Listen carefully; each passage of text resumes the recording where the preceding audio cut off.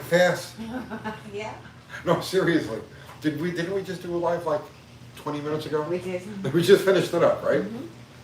Louise go faster and faster. It's the quickening. What's up, Danny Boyd? Danny Boyd, Fubar. What's going on, guys? Let's see. So, what's up, everybody? So we ran Plan Z at the track last night, and we'll have that on video tomorrow. I don't want to talk about it tonight because I'm still digesting stuff. But we ran it last night. I have to move this way. Dr. Art was out there with his car, so. But we don't want to talk about that either. What do we want to talk about? We want to talk about this coming Wednesday night. We're doing a live. We're going to start doing tech lives with Kiwi. So it's going to be like Uncle Kiwi's Tech Playhouse with a funny accent, right? That's so I think we're doing it at his shop. I don't know. We're going to one of our shops. We're going to do it at one of our shops. So we're going to start doing Wednesday night tech lives again. And what's that look in your face? No, you don't have to do it, Kat. The chair is broken. What's yours broken? The chair you're in is still broken. You didn't fix it. This one? Yeah. I found this in the garbage. You didn't. It's gonna go in the garbage. Who else has a broken chair? You would think we could afford a chair, You right? would think so. No. Okay, next week, new chair. It's comfortable. It's all broken in. Yeah, right. It's broken.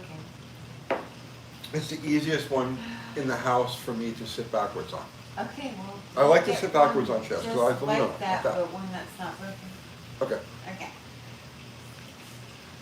Sunday is Joe K. What's Yes. up next in spec? Bruce W. Hasn't been around much. Well, you're around now. It's really coming down out there. Dee Dee's Nomad broke down, dripping glass. Yeah, what a shame. He loaded. I thought Danielle's boyfriend had that thing down to a science. I mean, what could go wrong? It's a Holly sniper too. It's a double Holly sniper setup. What could possibly go wrong with that? I'm sure he'll figure it out. What's up, Zero? Zero, what's happening, brother? Good evening, Franco. Wow, it's pouring out. I hope my plants are okay. It's very windy. Yeah, it's storming. Our plants are probably on the ground. Okay. What's up, Mopar man? Zero. Takeo Ishii. Yeah, I don't Right? know if you looked him up. What's that? I don't know if you looked him up. Takeo Ishii. Zero. The most punk thing you'll ever see in your life. Okay? Trust me on this. Trust me on this. What? Poppy's in the shed. Oh, is she? Well, she's gonna stay in the shed, because I'm not going out there to get her. You gotta check out. You gotta check out the live version of Chicken Attack with this Japanese death metal band. It's like it's over the top, bro. It's over the Zero top. is saying, how do you spell it? Just Ta- put in Chicken Attack. chicken attack. But Takeo Ishii, he's a Japanese yodeler, Yeah. right? Who does like chicken songs. He Mhm. loves chickens. He does chicken songs. Bro, Google Japanese yodel. trust me when I tell you, this is like the next level. This is just the total next level. Dr. Art's Hot Rod Rehab. Good What? evening, everyone. Art, It's what's raining happening, like Art? hell. It's Art, really raining. so we saw Art. I wish Art, we have to do a live together. Yeah. So we saw him at the track last night. He's got a black eye, right? How funny, why are you laughing? It was the- Somebody has a black eye. It was the funniest, because I gave it to him. It was the funniest thing I've ever seen in my life. If we had video,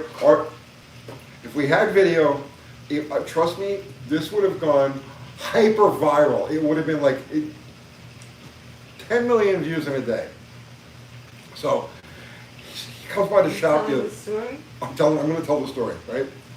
He comes by the shop the other day, right? And we're hanging out, and he's got a go-kart. He's got an electric-powered go-kart, okay? So I said, I got a go-kart for him on the side of the house. Let's do something with them. He says, these like Predator motors, they're pretty hot. I think maybe we can, I bet you I could take your electric there with it. So we're talking, and I got two mini bikes there. So I have one of them that's just like it's the big 200. It's like a trail riding type of thing. It's really mellow, you know what I mean? I took the governor off of it. It'll go like 28, 30 miles an hour. And then I have this other one, which is the little frame. It's the 100cc scooter or mini bike, but it's got the bigger motor on it. It's got the 200 motor on it, and it's got the right gears and stuff like that. I built a pipe for it. It's got a bigger carburetor on it. I've obviously no governor or anything like that.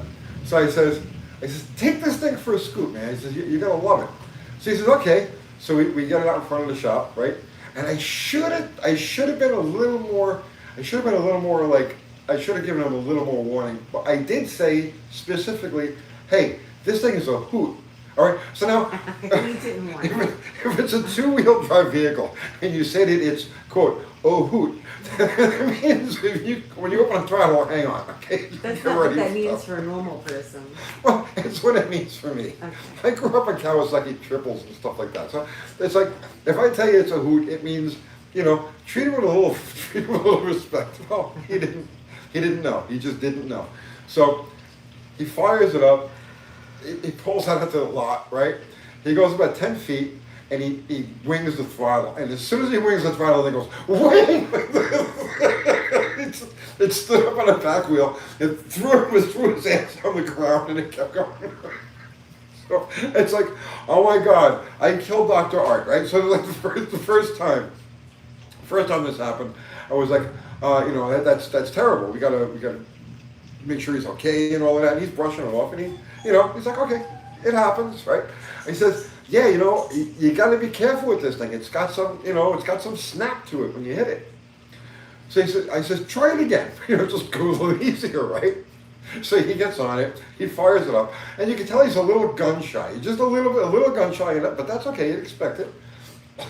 So fires it up, and he's going. This is the tiny mini bike. This is the tiny mini bike with the big motor. Right. So he's heading across the parking lot, like with the woods behind him, and he gives it a little gas, and, and he gives it a little more, and as soon as he gives it a little more, wing! He went off into the woods. The bike went this way, and he went this way.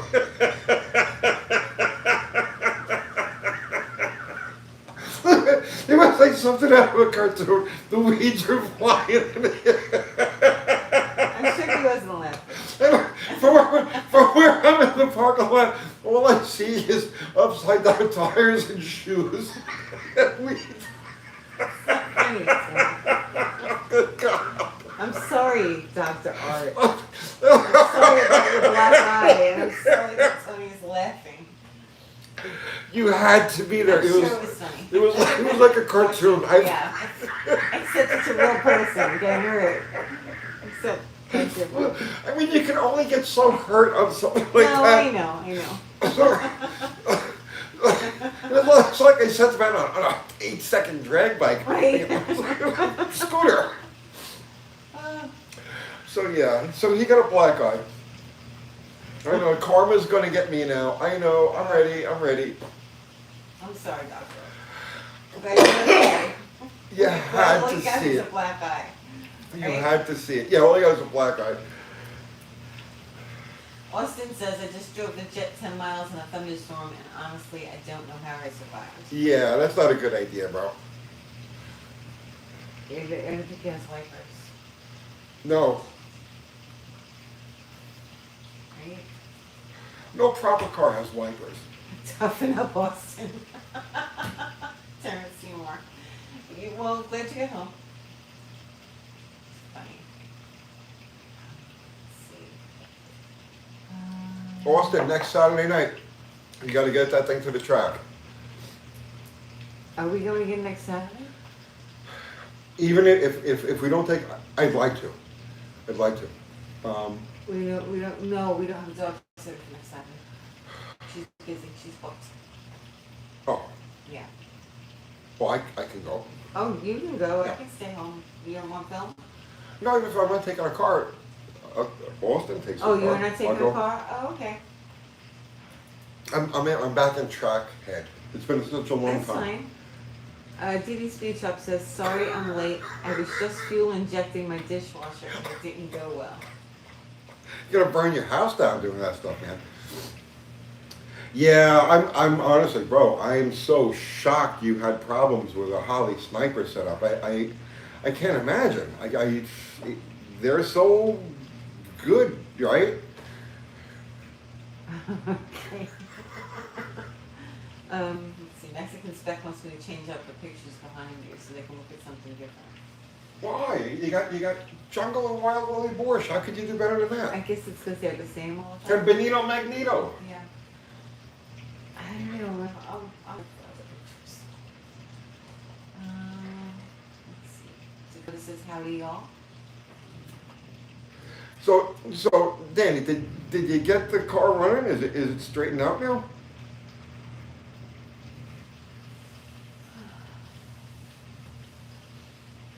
See, Chevy B8 says, hello, Tony and Kathy. I was thinking, Tony, give free oil change.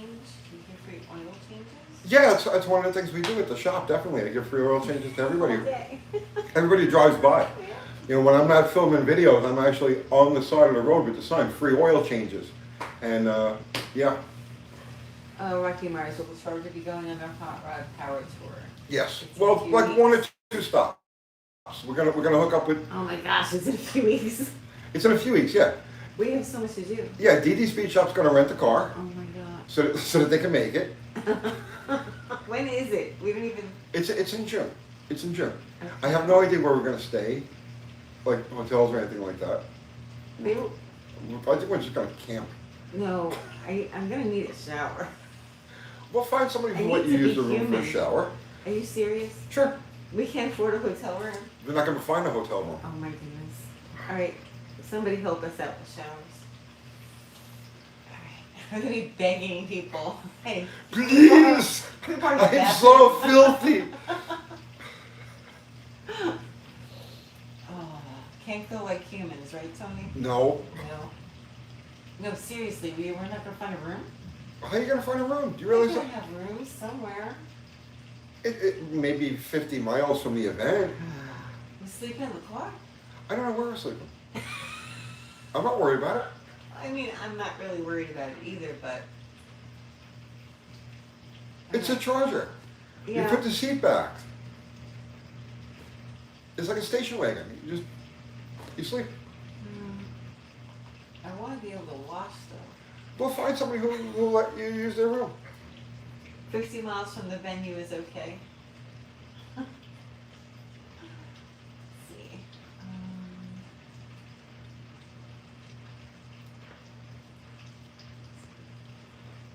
Send it, UT? Send it? And we always send the it. trolley? Alright, yeah, it'll be fine. Set up a tent on your trailer.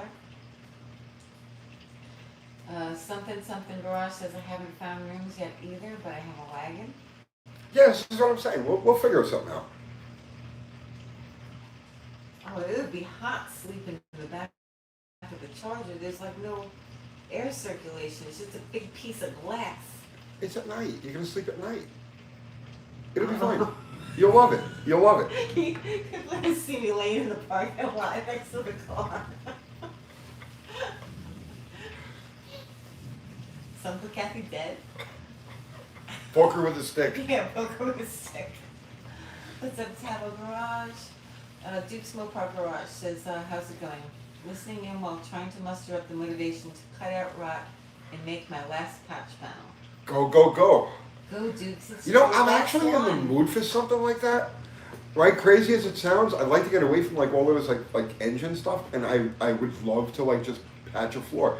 Patching a floor is awesome because nobody's ever gonna see it, and so you don't have to be like crazy precision about it, and you could just like happily fill in and weld and everything, and bang it with a hammer, and it's all good. It's like there's almost something therapeutic about like patching floors. That like you don't really get that, like everything with engines is like, oh, gotta be just right. Everything with bodywork is, oh, gotta be just right. And when you patch on a floor, it's like poof, poof, zzzz, poof. You know, it's therapeutic. Matthew Biggin says, it seems like I followed some people that were able to find rooms. We may get a head start towards the next event to get a room. Oh, like if we go earlier than the whole crowd, you could probably get a room. I don't care. We'll figure it out. I mean, I've always gone. My whole life, I've never made a reservation or done anything like that. I just, you fly by the seat of your Yeah, pants I and you know. get it done. I agree. His plans are always changing. Yep. I know. Instead of van life, camping, glamping, you can go charger camping. As long as it's not a million degrees. Do we have to get those little fans that spray water on you as you drive? We're gonna need something. It's gonna be hot. We could pick up like a cheap pop-up camper or something. I could throw a hitch on the back of the Charger. We look at me like that for? Wait, what? I said we could pick up a cheap pop-up camper. I see them on Marketplace all the time for like $400. You gonna tow around a camper? A pop-up. Yeah? Yeah. Oh, I don't know, maybe. We'll have to think about it. But where do you park it though? It stays it stays attached to the car. Yeah, but where do you park the car? Where will you park it? Where are people gonna let us park that? Walmart? We have to sleep at a Walmart? You worry too much. See, that's your I problem. don't wanna sleep You're at one of those people Walmart. like, I need a plan. No, you don't No, I need a didn't say I plan. needed a plan, I need a shower. You'll get a shower. Okay. You'll get 2 showers. It'll be great. You'll see. Alright, I wanna find out who's gonna have a bathroom we can use and book that. I'll get you It's like, in calm the down. shower. Liquid profanity says, Uncle Tony, I just bought a 66 Belvedere Slant 6. I got questions. What are they, liquid profanity? Let's What are your hear them. questions? Well, you're gonna be doing a tech, Yes. For anybody who just tuned in, didn't hear before. So this Wednesday night, starting this Wednesday night, we're gonna be doing a Tech Live with Kiwi. So, yeah. That'll be Wednesday night. Wednesday. 7 o'clock. 7 o'clock? Yes. I didn't see if DD wrote back. I don't see it. Because he's busy working on. Austin says, as far as the jet, I've been tuning it and almost completely eliminated the flat spot it has when the secondaries come on. It's about to get its nitrous pumped. Okay. Okay. Look, we like making plans to do stuff, not actually doing stuff to do stuff. Simple. Zero says. Zero, I just want to be able to use the bathroom. That's all I want. I There'll don't be care. bathrooms. You'll see. Made Muscle says, Tony, look into mini campers, not pop-ups. Buddy has one, fits 2 people comfortably, small bathroom, table, etc. 5Ks used. Well, we don't want to drive that on the power tour. No, the thing is, in Tennessee, a pop-up camper doesn't require a tag or anything like that. You just stick it on the back of your deal and you go. Whereas any like a regular structured camper, it's a whole rigmarole that I just don't want to go through for one event because I'm not going to use it. Right. You know. Let's see. Tony, when are we going to start to paint this Charger, or are we just rattle canning it at this point? No, it's definitely gonna get painted. Doesn't need any body work really. Just Ron is actually, I think Ron was at the shop today. I haven't been at the shop today. We were building a chicken coop over at Uncle Crystal's house. So I think Ron was at the shop today doing the finish work on what I started. I roughed it in, roughed in the metal work, and I roughed in the Bondo, and then Ron is going to do the finish work on that quarter panel. And then honestly, all we got to do is just scuff the car and shoot it. You know, there's very little to no body work to be done anywhere else on the car. So that'll be a quick thing. Okay, Liquid Profanity says, wiring is hashed, painless harness, or American Auto Wire. And where to get a carburetor, BBS. Okay, the cheap Chinese knockoff carburetors. So they have BBSs. Go on Amazon, search Carter BBS, and I've had good luck with them. I've had really good luck with them, and I just had a car. We did a video on it 3 weeks ago. A 70 Satellite that had a knockoff BBD, and I was really surprised at the carburetor's quality and how well it functioned. So go on Amazon, look up carburetor for your thing. If not, just put Carter BBS in there, and it'd probably be about $60 or $70. You cannot go wrong with these things. And the wiring harness, I'm not a fan of aftermarket harnesses. I mean, I'm just not, you know, so I can't give you a recommendation on that. Your best bet, if you can, is to find somebody who's got the original harnesses for that car, and just plug them in and say, you know, and be done with it. I'm not a fan of the aftermarket stuff, so I can't make a recommendation on that. Okay, let's see. They're talking to each other. Okay. Sounds like it's raining cats and dogs, or someone's in the shower. Yeah, no, it's coming down on her. Hello, Charles Manson. Joe Case says, Tony, thanks for the words of wisdom yet again. Your latest video about going fast on a budget or simply enjoying the car hobby on a budget. It's the essence of this channel. It's what it's about. It's have fun. You know, it's the whole thing. Have fun. Work with what you've got. Make the best with what you got. It's fun. People just don't get it. They just What some happens? people I don't just even don't know get what it. happens. With People what? complain that the builders too. Yeah, because I called it a budget build. I called Okay. I Cody's didn't read a car. lot of the comments. Right. Look, it was right there in the title, budget build, right? Okay. And people are like, that's not a budget. It's got this, it's got that, it's got the other thing. It runs in the nines. It runs single-digit ETs, and it gets 14 miles to the gallon on the highway for thousands of miles at a time. Right. Yeah, it's a budget build Compared to compared to what most of the people who do that spend on their cars. But I talked to Cody. He texted me this morning, and I sent him another text. I got to get back to him. But I said, let's do a cost break, because there's a lot of interest in that car. And he says, let's do a cost breakdown on exactly what it would take to duplicate this car. So we may do that this week. okay. Wayne Buzzle says, Tony, was wondering about the Jeep 6-cylinder. What stage of the build is it in? Just ready to assemble. Ready to assemble. The next installment we do with that is just going to be putting the crank in it, and then we'll do the pistons and rods, and that's pretty much it. Paul, I'm gonna mess up your last name. I don't know. Well, Paul says, Tony, what brand of single stage painting system do you prefer to use for your budget paint jobs? We've used what's that now? TCP Global? TCP Global. It's cheap. And it works. Or is it TPC? It's TGP, TCP. So it's TCP or TCP TPC, Global. one of those. It's a single stage. It's I'm It's sure cheap. it's gone up now because Well, last they have a bunch of different options, but we buy the single stage. yeah, like $150 a gallon. Yeah, it's cheap. Yeah. It's probably gone up because we haven't bought it in like 2 years now. But that's what we've used, and not bad results.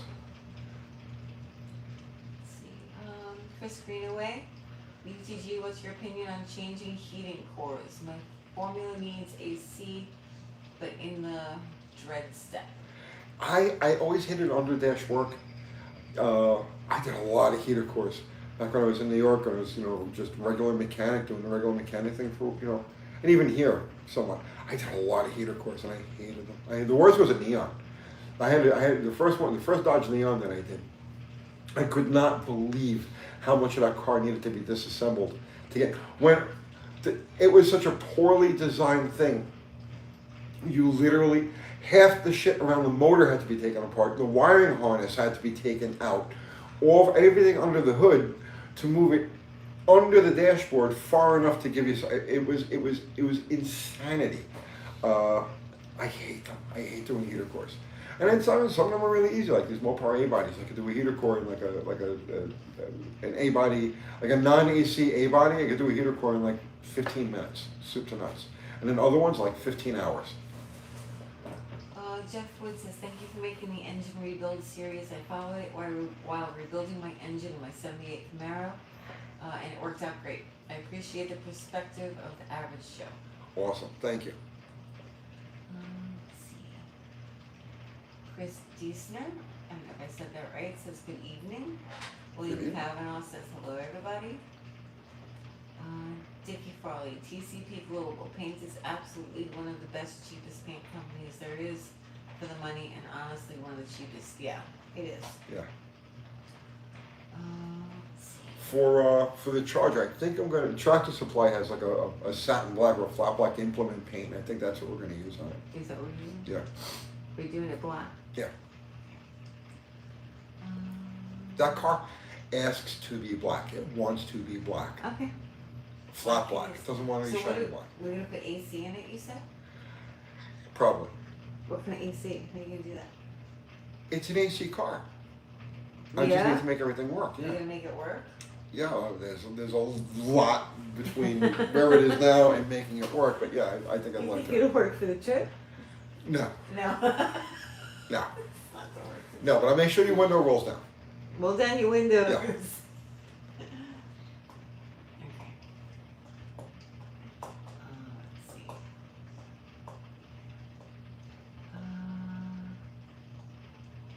I used to be able to do the heater core in the Fox Mustang with AC in under 3 hours. That's all right. What's up, Mike N? He says hi, Tony Cat, and everyone else. Some of them, I remember the Tauruses were great like that. The Taurus was a nightmare job, but it was a nightmare job in such a way that after you did like one or two of them, you could knock them out in like an hour. You know what I mean? It was like, because you knew where all of the hidden nuts and fasteners were. You used to make a fortune on those. Because you flat rate them. I flat rated everything. So there were certain heater core jobs I used to like really look forward to because I knew I could blow them out in no time at all, and I was gonna make some serious loot off them. $800 for an hour's work is not hard to take. Let's see, I just put a starter in a 292 Y block. What a goofy looking thing with the ratcheting teeth. I don't think You're not familiar? I'm not familiar. I should be, but I'm not familiar. Joe K says I saw a first gen Charger at a car show today, and the first thing I did was run over to look at the gauges. And he put aftermarket gauges in it. There was somebody that had gauges and a dash pad, but we never got back to him. Remember he emailed us? Yeah, I was sidetracked on Yeah, I other was things. sidetracked with other stuff. Well, now it's like Plan Z is eating my head. I know. You know what I'm saying? It's like now that's the only thing I can really think of. It's really hard to focus, you know? Well, you gotta go one car at a time, and that's my problem. It's like once I touch it, you know what I'm saying? It's like you open up Pandora's box. Right. You know what I mean? It's like because it sits Stop. there and it's okay as long as it sits there. It's not harming you. But as soon as you start working on it, Right. it's You like have well, to- and that's you it. gotta That's finish. all you Right. can think of.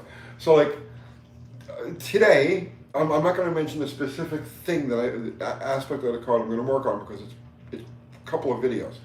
But I went to sleep last night thinking of this idea. Actually, I was in the staging lanes last night and had the idea, and then spent the night last night like trying to fall asleep, and it's all I could think of. And I woke up this morning, and that's all I could think of. And it's not like, okay, well, I got to think about this. I put this Charger together, make content, do all of these things. No, all I can think of is this stupid little aspect of this car that I think is going to make a difference, and now it ate my brain.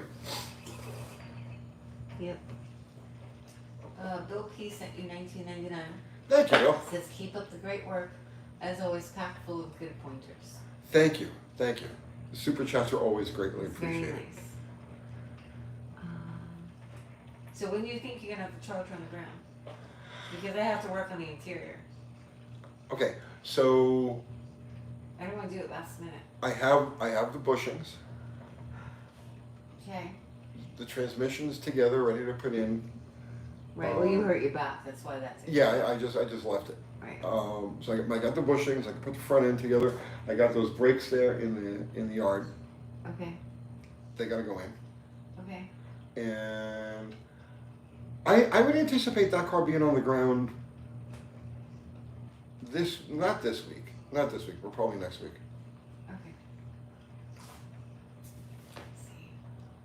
Let's see. SD says, how about a comparison on how much difference there really is between old and new cars concerning fuel economy and emissions, regular daily driver type of vehicle? I know jack shit about emissions. As far as fuel economy goes, economy cars of the 60s and the 70s were really, really economy cars. a well-run, now see, that's the thing, right? A lot of people will look back and say, oh, it's a gas guzzler, they'd have a 6-cylinder Falcon or a Dart or something like that. And if you didn't maintain those cars, if you didn't stay on top of them, yeah, they would become gas guzzlers. But when those cars are fresh and everything is tuned the way it's supposed to be tuned, so it's got good plugs in it, the ignition system is up to snuff, you know, like the points aren't wiped out and stuff like that. When those cars are kept in a good state of tune, they actually get phenomenal gas mileage. It's like a 60s 6-cylinder compact is always good for 20 miles to the gallon, 22 miles to the gallon, like that. So, but you also have to weigh the complication of a modern car. So if a modern car gets, let's say, it averages an extra like 3 miles to the gallon or 5 miles to the gallon, when something goes wrong with the modern car, the amount, and that check engine light, you know what I'm saying? What it takes to repair and maintain the modern car as opposed to the older car, which you maintain with a screwdriver, offsets it. You know what I'm saying? There's an offset there. Yeah. Yeah. So overall, the older car definitely represents a greater overall economy. Plus, you're driving something that appreciates in value. You know, you're driving anything from the 60s or the 70s, you know, an economy car. Well, that thing is worth a little more every year. It becomes a little more desirable every year. Where you go out and you buy a brand new economy car and you take a hit as soon as you drive up the showroom floor, and then you know it's always losing value. It's always on its way to zero. So economy, you know, it's like there's real economy that's the big picture, and then there's false economy, and that's just like, well, what did I get, you know, this tank for? Kiwi's here. He says, hey. Kiwi, I was telling people about our Wednesday night tech extravaganza coming up this Wednesday night. What are you gonna call it? Kiwi's Technical Playhouse. Kiwi's asking, anybody watching have a good source for the Aussie Ford Barra 6-cylinder engine? I guess he needs one. Nah. What do we call it? Kiwi's House of Tech.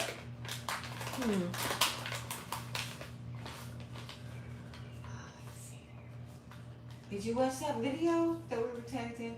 That Dodge Garage. Right. Yeah, I saw that. You watched the whole video? I saw. You just saw the beginning. Because I just saw the beginning. I watched the beginning of it, and then just because I was sitting in the car waiting, I think I was waiting for you. I fast forwarded through a lot of the rest of it. But then Dodge Garage. Thank you for the recognition. Comment? I did not You comment. didn't comment? I did not comment. Well, I don't have YouTube on my phone. You have to do it on. I would have to do it on a computer. Yeah.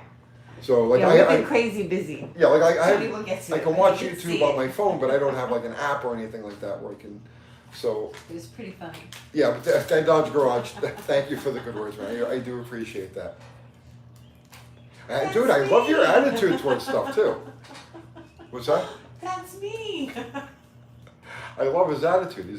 He seems like a really great guy. Kiwi's House of Tech. Will there be a test? Yes, there'll be a test at the end of every installment. Okay. So that's going to be our regular Wednesday night thing. We used to do the Wednesday night with Tech Talk with Dallas. And then Dallas started doing that with Shane Polito. And I don't believe that they're doing it anymore. So I'm going to jump back into that Wednesday night, 7 o'clock time slot with Kiwi. Let's see. You're rolling it on camera? Okay. What are your thoughts with using manifold vacuum with an adjustable vacuum advance for an 86 Winnebago with a Chevy 454? What are my thoughts on it? Yeah. I mean, if you take the time to tune it right, it's obviously a benefit, no? Sierra says, Uncle Tony ain't got YouTube on his damn phone. Seriously. I don't. Yeah. Right. Nope. No, you don't have Facebook, you don't have Instagram, I don't have anything. You don't have anything. I have nothing. I wanted to get a flip phone this week. Yeah. We need flip phones. Do you still at least keep in touch with Dallas? I haven't talked to him in a couple of months. He's busy doing his thing. Mm-hmm. Flip phones are limited. I know, that's why I like them. I might as well have a flip phone. You might as well. Yeah, I don't take any pictures. Because you don't do anything, I have to use mine more. Does that make sense? because you don't take care of certain things on your phone. I do nothing on my phone. Right, right. That makes me do like double the work on mine, which is why I'm like, I'm ready for a flip phone.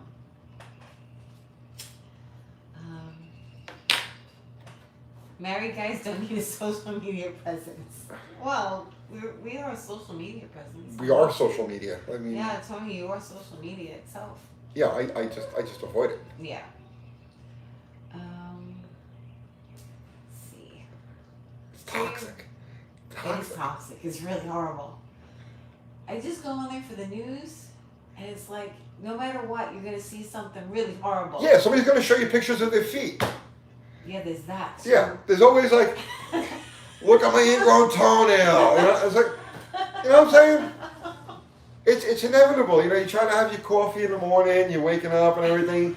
You plug into Facebook, look at this boil, right? You know the worst ones? You know what I'm gonna say. I'm in the hospital again. Oh, even worse than that. Send prayers. Right. That's it. That's all they say. Even worse than that. When there's a family member dying and then they take a selfie with them in the bed. Yeah, for the dead, dying relative. My last picture with cousin Angie. It's not funny. No, but they do it. You're They do it. making me laugh, but it's not funny. It's so horrible that that's like a nervous laugh. Oh my goodness. The worst is, but it's inevitable. Somebody will take a picture of their feet. They will, you know, and it's always a guy. I mean, I don't mind looking at a chick's feet. That's fine. You know what I'm saying? What's that? Why are we talking about this? Let's talk about cars. But it's always some guy's The weird, reason why we're not ugly, on gnarly, hairy feet. Facebook. Funny. Look at this giant zit. Yeah. Or when they have a tiny cut on their finger, like a paper cut. Send prayers. Although I'm guilty of that myself. You remember when I broke my finger Yeah. in the junkyard? Right. Yeah. I don't do that stuff. Why would you do that? It was a couple of years ago. I broke my finger. I was working on something. I forgot what it was. Oh, it was a hinge, and the thing sprung back. So I had to splint it, and the only thing I had was a VIN tag. I have a VIN tag kicking around. So I taped the VIN tag around my finger to make a splint, and I posted a picture of that on social media. Yeah. That's the only time. We're not doing that again. And you're not posting your food either. Oh yeah, that's the other thing, right? Let's see. Kinsley's Taste X Miracle. Tony, when are you messing with drag cars? Wait, Tony, when you were messing with drag cars, did you ever hang out with Jungle Pam? Never hung out with her. No, I met her a couple of times, but no, I never hung out with her. I don't think I remember. I didn't hang out with anybody. When I was there working, I was there to work. I wasn't there to hang out or socialize. Why do the post pics of food they order in a restaurant? How much talent does it take to order food? Yeah, you know what? I don't even mind that. Okay, look, if it's a nice dish, you go to a nice restaurant. Okay, but Look at it's what I'm eating. but it's like when you see this thing, it's like a Tupperware thing. When this is Grandma Parker's whipped cream turkey surprise. And it's like, you know. Tava Garage says my new channel's on pause due to an operation. Just keep making them. Let's see. We made videos through the Rona. I had the Rona twice. Yeah, we're both sick. Yeah, I've made videos from like my back out of it. Like I can't walk. We've made videos. Just keep making videos. Don't worry about it. Are you dying? Just keep making videos. Just keep making videos. Don't stress it. Oh my goodness. Check out my PB&J sandwich. My kid. Let's see. Robert says, Tony, do you have any other plans for another project or something that will be more powerful than bottle rocket or slag hammer? I draw the line at safety equipment. If the car requires like a roll cage, if I have to wear a fire jacket, okay, that's it. We draw the line right there. No. Oh, you have We'll a let roll other cage people- in It's a roll bar. A roll bar is different than a roll cage. Oh, okay. Yeah. I understand. So what you're saying. like 10-0 is my limit. You go Okay. any quicker than 10-0 and the car just, the whole thing takes on a different form. Then it becomes a race car and you have to go actually race it. And I have zero interest in racing race cars. I want to have fun with hot rods. Right. So that's as far as I plan to go. See, I went down that rabbit hole, and I went down. Guys, I really, went down that rabbit if he hole. goes there, he won't make videos anymore. Yeah, no, seriously, that'll be the end of YouTube. You It don't ain't gonna want happen. him to do that. You want him to keep doing exactly what he's doing. I and went not down that go rabbit racing. hole. I You'll went down never that hear rabbit from hole him as again. hard. I dove into that rabbit hole as hard and as deep as I could possibly go. And when I came out, I says, no, done. So now, no. If I draw the line at safety equipment, if the car requires a roll cage, if it requires any type of special equipment, if it requires an SFI thing for anything, right? Done. No interest. Okay. Then that's not to say I wouldn't feature other people's cars that do that, because I absolutely would. And it doesn't say that I wouldn't work on other people's cars who did that, because I absolutely would. But, you know, if the phone rang and it was a local, let's say, top fuel car or a funny car or something like that, and there was a place for me to get involved, yeah, I would probably do it. But me, myself, to do it, never, ever, ever again. Done. You kind of get sucked in. Please. with Here, that. here you go. Look, see, I went down that rabbit hole. I mean, yeah, no. Stop flying. No. He attacked you. Let's see. Tom Fry, did you see Dead Dad's Garage video? Yeah, we were Everything just he talking said about the that. lifters and Cam was true when he tore it down. We were just talking about that. Let's see. Greetings from sunny Torrance, California. What's happening to me? Cost 60. Kiwi says you're getting soft, Tony. Oh yeah, no, I'm. You guys don't know. No, really, it's not soft. It's probably not good for him mentally to do that. It's not a good place for you. It really isn't. It's You not. get too obsessed. She'll tell, yeah. You're too obsessed, and then like nothing else exists, and it's not healthy. It was bad. It was bad. It's a sickness. Yeah, it's not healthy. I'm being straight up with you. It's a sickness. It takes over. There are people who have alcoholic problems. You know, Right. something like, okay, there are people who have drug problems, or people who have all different kinds of problems. For me, okay, nitro was that same thing. It was, I was addicted to it, and I did stupid stuff, like way over the top stupid stuff to get my fix, and I quit it, and that's it. I'm done.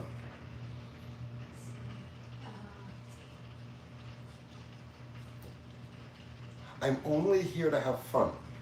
A lot of people don't understand that. Yeah, fun. They don't grasp that fact, right? It's like, well, because everybody people like to think that everybody is coming from the same place that they are. So if you're in your zone and you're like, everybody wants to race this way, everybody wants to do this, right? And then you come across somebody like me who has no interest in really doing that, because I've done that. It's hard for people to wrap their head around it. I don't care. I just not interested in it. I had, when I raced Andy, that whole the build up to the race, the anxiety of the race, and all of that, building up to it. That was great. I love that. I would do that every day. But that's as far as I ever want to go. What's up, Charlie? Charlie, what's happening, man? Let's see.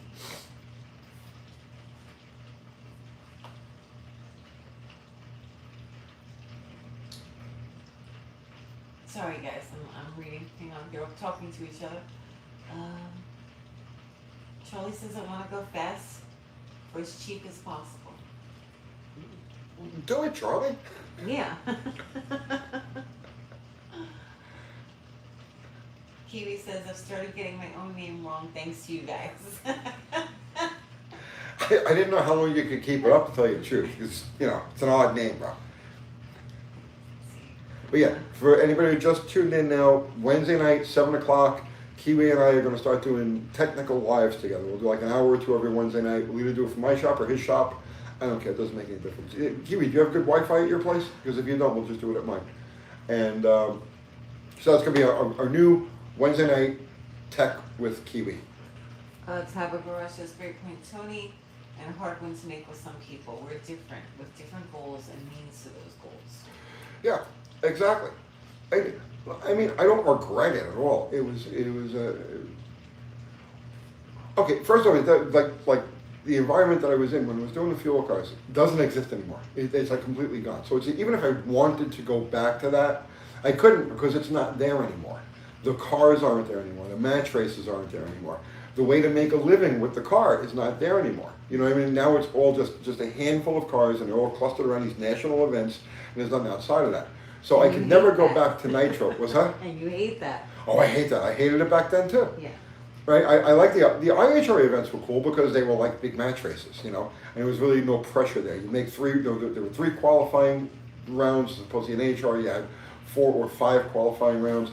The NHRA races were fun. IHRA races were fun. NHRA races were always a drag. But if I wanted to go back to that, I couldn't because it doesn't exist anymore. The equivalent to that is like the top tier no prep stuff. And I do like it. I like watching it, you know. And at some point, I'll probably haul Battle Rocket off to a no prep race here or there because I think I can make that car work well in a no prep situation. But Andy just went to one, didn't he? Did he? Yeah, I think so. Okay.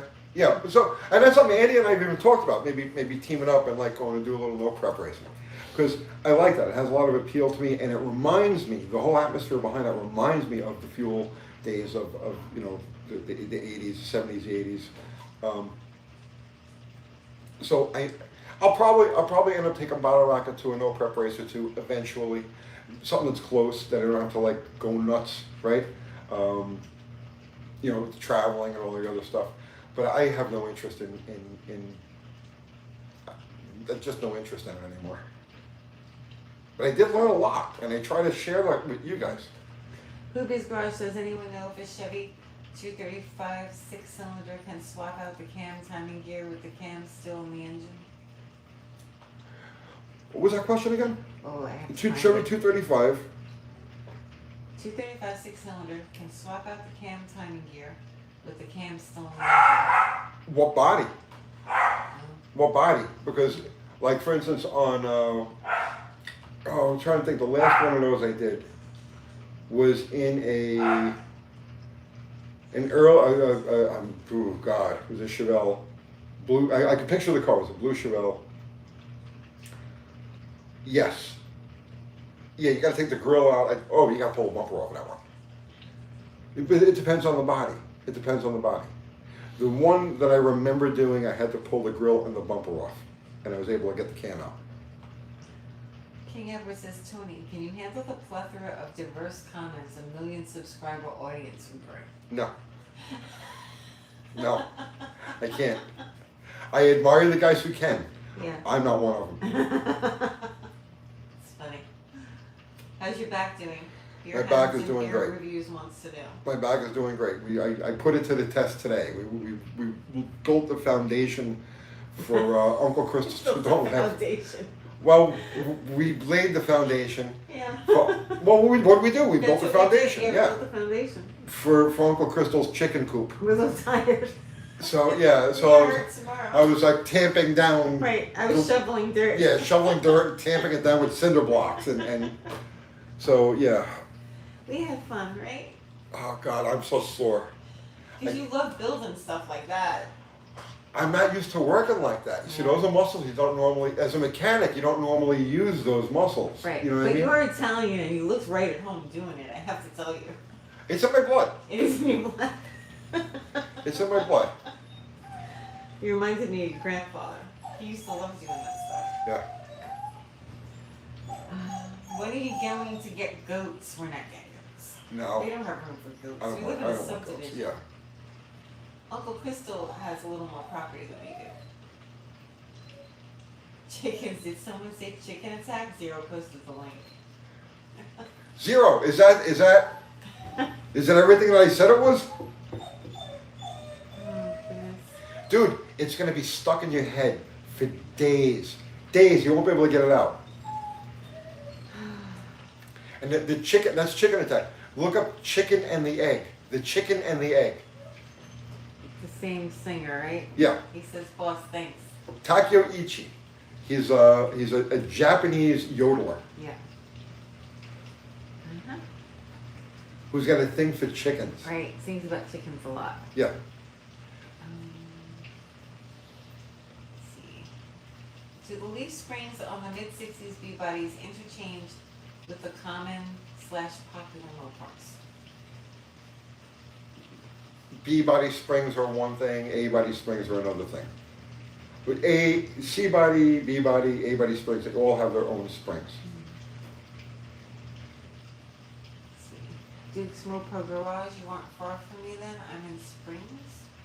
Are you talking to us or somebody else? We found a restoration place that's local to us. They had a hiring sign in Murfreesboro on the street. I should go apply.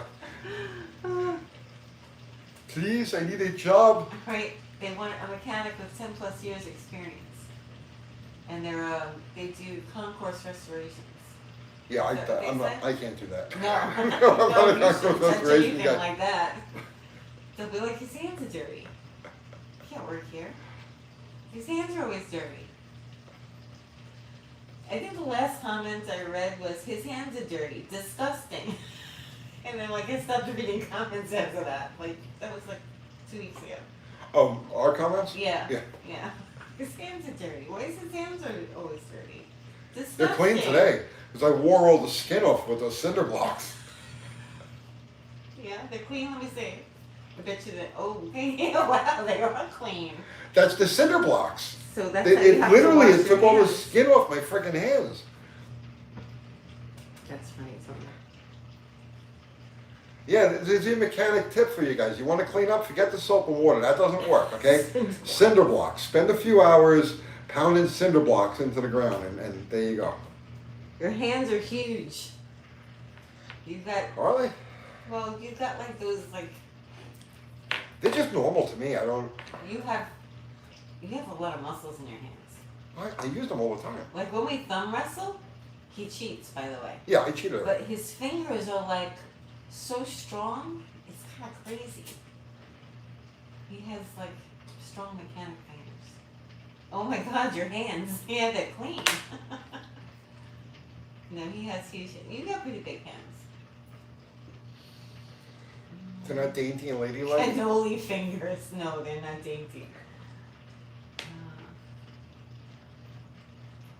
Thumper, the sweaty fat guy is here. What's happening, Thumper? Dougster Wolverine Garage is here. Dizzy Izzy is here. 672E Galaxy. They're all talking to each other.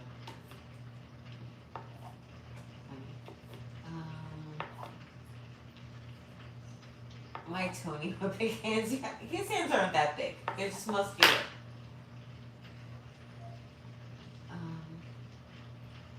There's not a single bit of original skin left. Original skin. No original skin.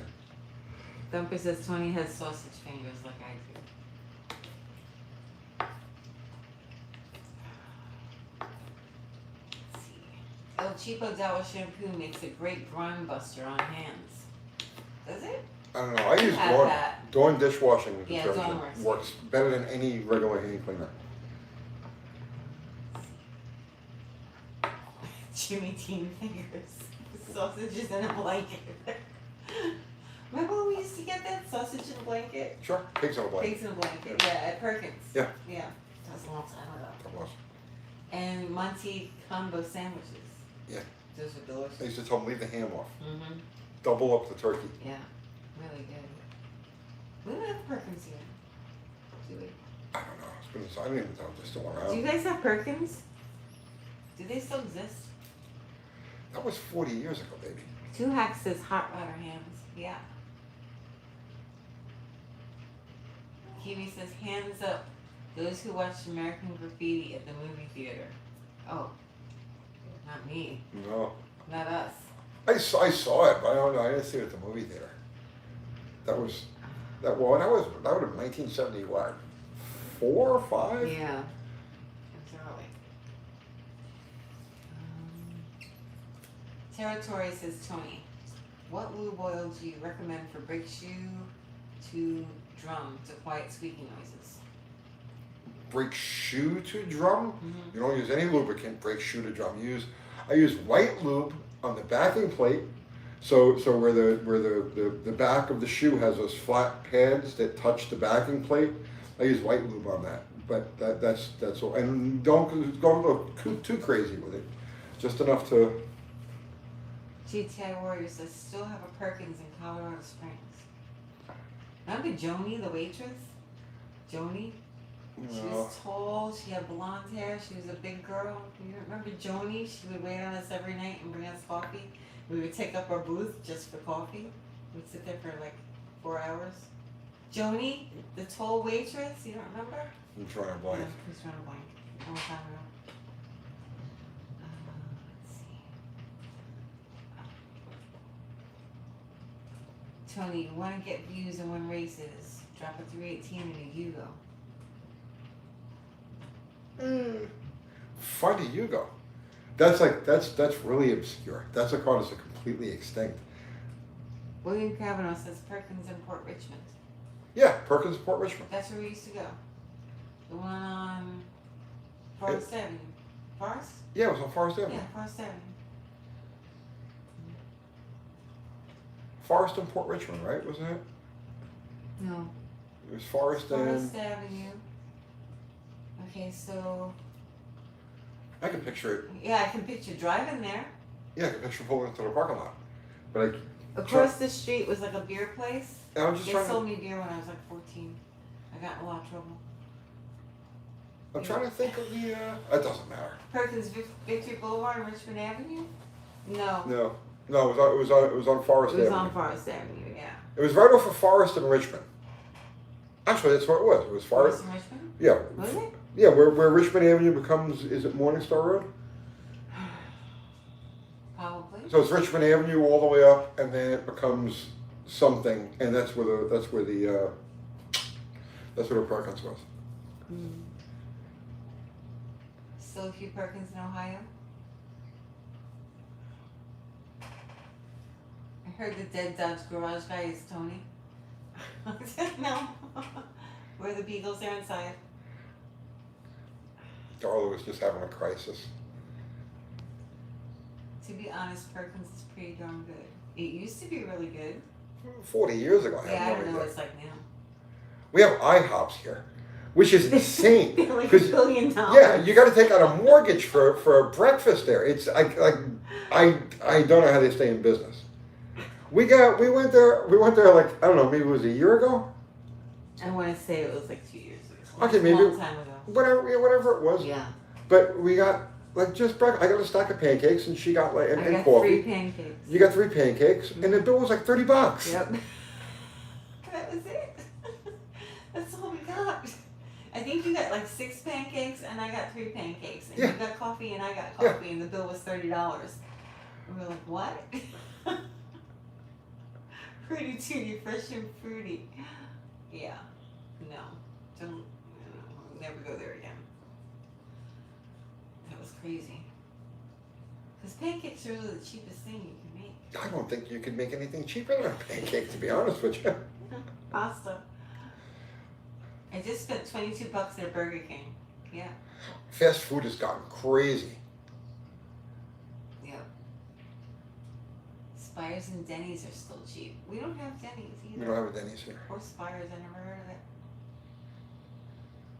Let's see. Potato pancakes at, yeah. I used to eat at Denny's a lot when I was on the road. Let's see. Waffle House. That was like a Midwestern thing. In Yeah. Ohio and Indiana, everything was at Denny's. Taco Bell.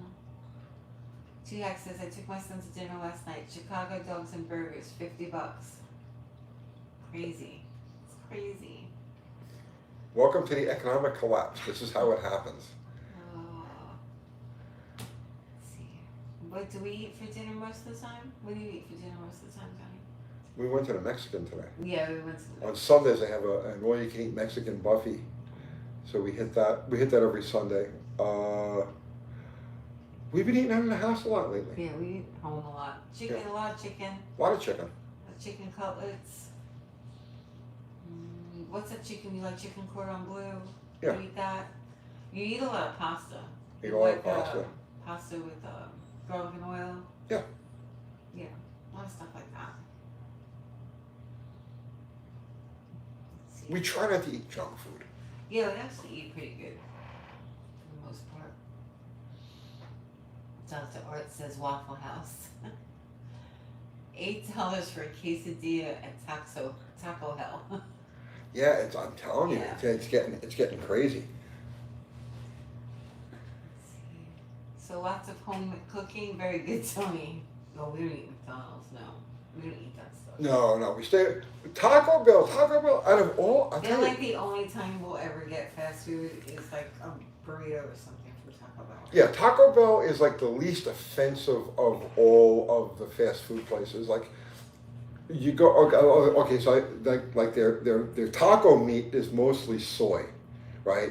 So if you guys want to go Get the kids, chicken. eat a lot of Taco Bell, right? But if you get their chicken stuff, like for instance, I get the chicken burritos. There's really nothing in there that's terribly harmful. I mean, it's chunks of chicken, it's lettuce, it's, you know what I mean? It's like there's not a flour tortilla. There's really not much to get you there. But you go to Burger King or McDonald's or anything like that. Like, if you don't eat that stuff for a while, let's say you take a break from fast food entirely, you stay away from Wendy's and Burger King and all the other shit, and let's say you take a break from it, you go away for like 6 months, you don't eat any of that stuff, and then you try it, man, the chemicals, like you can taste it's like a science fiction experiment, right? It's terrible, and the taste stays with you. Like and that's what happened. The last time I stopped at Burger King, they put something on the menu. It was like bacon frenzy burger or whatever the hell it was, and I was like, yeah, I gotta try that. And I had the taste of the bun in my mouth for like the whole day afterwards. And I said, oh, okay, done with that. Trolley says, I worked with Greg Entenman. He used to bring in cake for every shift. Do we get Entenmann's over here, right? We have it here. Yeah. But the last time I tried it, it tasted really chemically. Yeah. Totally different than when we used to get it in Staten Island. Soylent Green is people. It is. It is. Can't eat anything from McDonald's anymore. I get sick every time. Yeah. McDonald's is the worst. The Don't worst eat of the that. worst. Don't eat it. It's really bad. Okay. Taco Bell, though, I gotta tell you, But we like the taco trucks. The street tacos. that's different. Yeah, That's see, That's that- fast food, but it's home cooked kind of fast food. you can't beat that stuff. Right. Like street tacos. I mean, how much pure could you possibly get? You know, it's flour tortilla, it's whatever meat it is, and there's no meat substitute or weirdness. It's either chicken or it's steak or it's, whatever it is. Cilantro and onions. I mean, that's it. It's like that's actually health food. Yeah. Can I use the kitchen and shower? Is Tony still rebuilding and porting? Yeah, no, he gave up on that. Because Yeah. he moves into the shop. That's why that I series stopped that because we moved into the shop, and now everything is so far away that we just stopped doing that. Let's see. But we are starting to look for a new location. Now, we're not ready to move yet, but when the lease is up on this place next April, we definitely have to get out of there. We don't have to get out of there. You made that sound bad. Like we have Well, to I mean, get out. I don't mean in a negative way. I Yeah. mean, we have to find a better location. Let's see. Jorge Hernandez says, Tio Tony, thank you for the content and knowledge. Can't wait to see what plans you did on the track. Dead Dodge Garage took apart the engine you mentioned in your Live West someday. Yeah. Yeah, I saw that. And we'll have an update on Plan Z tomorrow morning. Somebody's asking about 318 on a fast food show? Talk about fast food.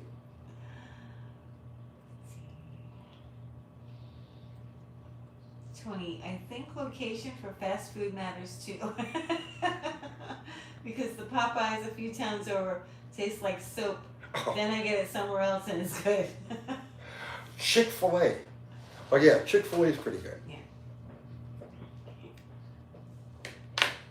Literally everything goes great on tortillas, anything. That's the Dave truth. Russell says. Hoobie's Garage says, hopefully you guys find a chunk of land just outside of town for the house and shop. I don't want my house and my shop on the same He property. doesn't want that. I do not want Which that. means making things very difficult.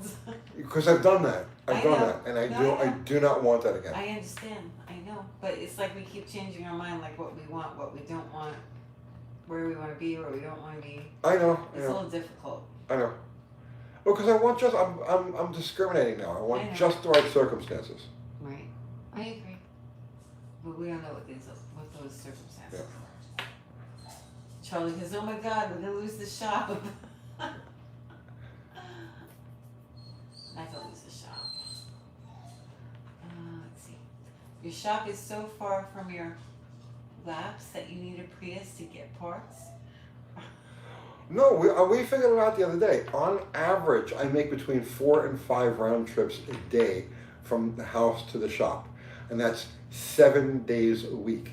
And it's it's like a 21-mile round trip.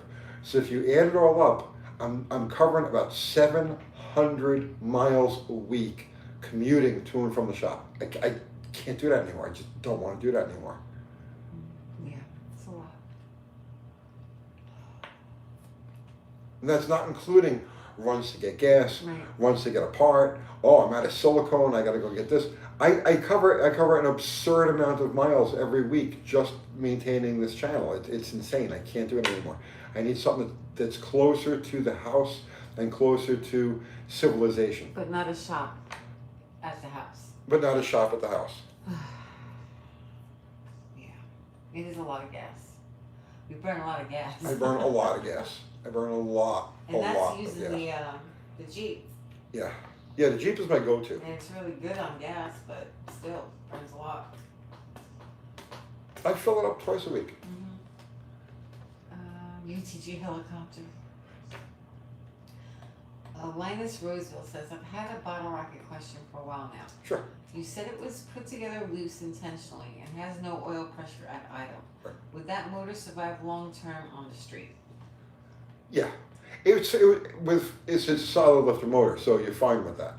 It wouldn't work well on the street with hydraulic lifters because hydraulic lifters need at least 8 pounds of pressure at idle to maintain their pump. Yeah, it would run. It would run. It actually reminds me of when I was a kid. We used to run the gypsy cabs like when I was a teenager. And those things, they were like 318s. Everything was a 318. And a lot of them were old cop cars, ex-cop cars, and service, stuff like fleet cars. And they would have a zillion miles on them, and the oil light would always be on. And you'd drive these things night and day. They would never get shut off. They get passed from driver to driver to driver. And just, when the thing started knocking, you'd pull over and throw, a gallon of oil in it and keep going. They never got shut off. And they ran just fine. There was never any problems with them. So, knowing the durability of the small block Mopar under, really adverse conditions, I was like, well, I'm just going to build this thing so loose that it just freewheels. And it does. You can hear where the engine revs. It's just, ding! It's right up there. Wells Cadaver says that oil pressure question. I remember driving so many Chevy products with 0 oil pressure for years. Yeah. Stevie B, how long can a spark plug last in a Toyota? Many miles. Dream says you have a great show. Did you write for a magazine back in the day? I wrote for many magazines back in the day. I did as many magazine. This is no lie. I did as many magazine articles as I do YouTube videos. So generally, back when I was doing magazines, I would write a feature a day, and it was spread out over so many different titles. So I did Cars Illustrated, Muscle Car, High Performance Mopar, High Performance Vet, High Performance Pontiac, Street Supercar, Mopar Action, Mustang Action. Did some work for Muscle Mustangs and Fast Forwards. Did work for Superstock magazine. I did one for Hot Rod. Cars Illustrated? Lots of Cars Illustrated. Like those were the regular titles, but I also did Then it's going back in the 80s. I did monster truck books. I did buyer's guides, new car buyer's guides. I did, oh God, just anything you can imagine. And like whatever the trend happened to be, if the publisher said, hey, let's put out a mini truck magazine, right? Well, I would jump into that and grab a bunch of feature photos, because photographers, see the way those magazines would work back in the day was that the photographers would go to an event. So let's just say it was a mini truck event, right? And they'd go to this mini truck event and they would photograph like 100 different trucks, and they would get what they call tech sheets from each of the owners. So they shoot the truck, and then they have the owner fill out a tech sheet, and it has all the information and anything that the owner wanted to tell the story about the truck on there. And they would put them all in a cardboard box. This is how it was done in the 80s. And then the publisher would say, hey, there's a trend right now, monster truck or mini trucks. Let's get a mini truck one shot out there. And so I would jump into that because there's money to be made. Like, so the publisher would give a budget of, like, let's say $6,000 to put this magazine together. So with that, you hit these cardboard boxes filled with these features, and you say, okay, well, this one's got a neat engine, this one's got a great paint job, this one's like got some trick body work, this one's like a nice whatever it is, and you pick up, like, 10, 15, 16 of these features and string them all together and just write quick stories based on the tech sheets. And for that, you get a quick payout. So that's back in the 80s and the early 90s. I did a lot of that sort of work. Don't for the sweaty fat guy says, I had a letter printed in high performance Pontiac, one in hot rod and one in carcraft about my ethanol project. Nice. Nice. Let's see. The Vic wants to know, have you given any thought for his suggestion to challenge me to a drag race? Who's that? Vape. Vape. Do you want to challenge me to a drag race? No. Oh, he doesn't want to race me. No, I don't want to race vape. You go race good though. Lose. Because I would lose. Right. Just vape. There is no way I could beat you. You know that. I know.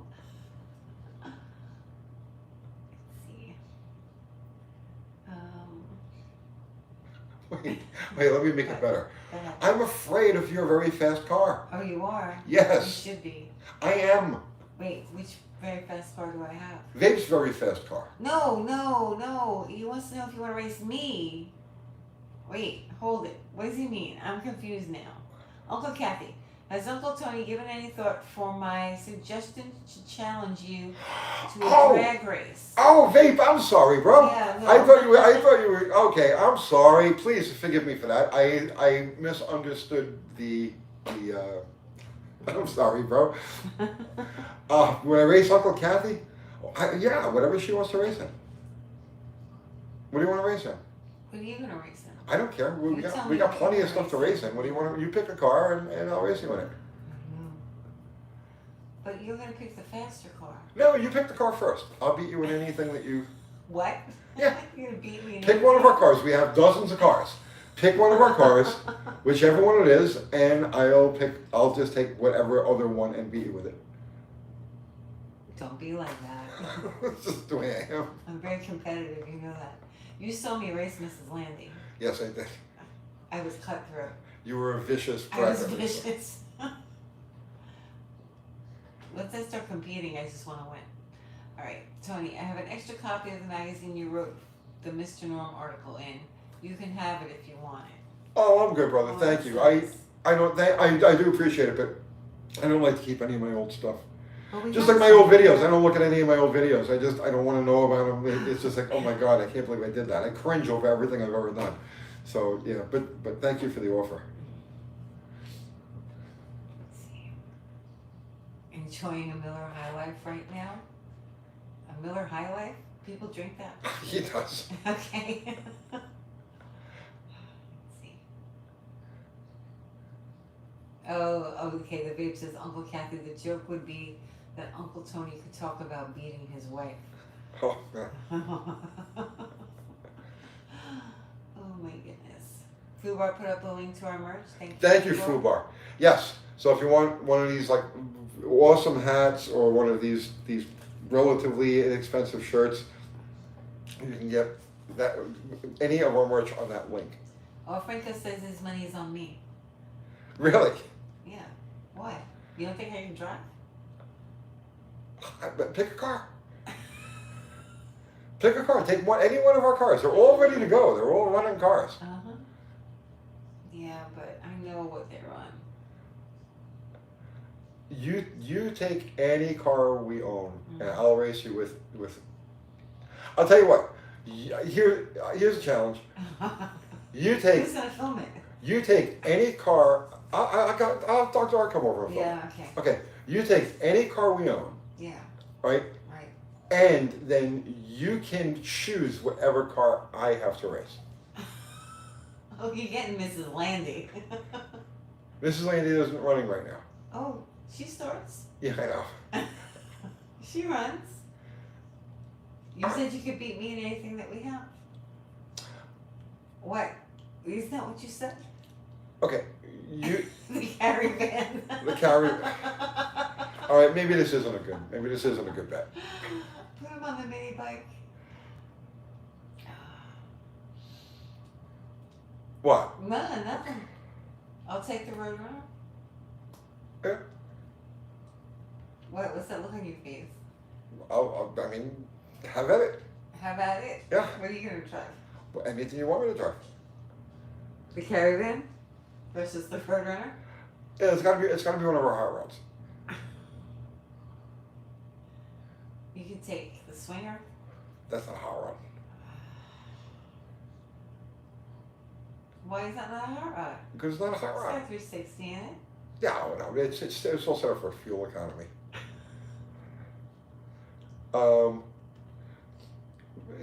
Bottle rockets, slag hammer, or Plan Z. Oh, Plan Z. I race you with Plan Z. Yeah, okay. I'd really rather race the Charger, I think. But it's not that craftsmanship. You gotta change that.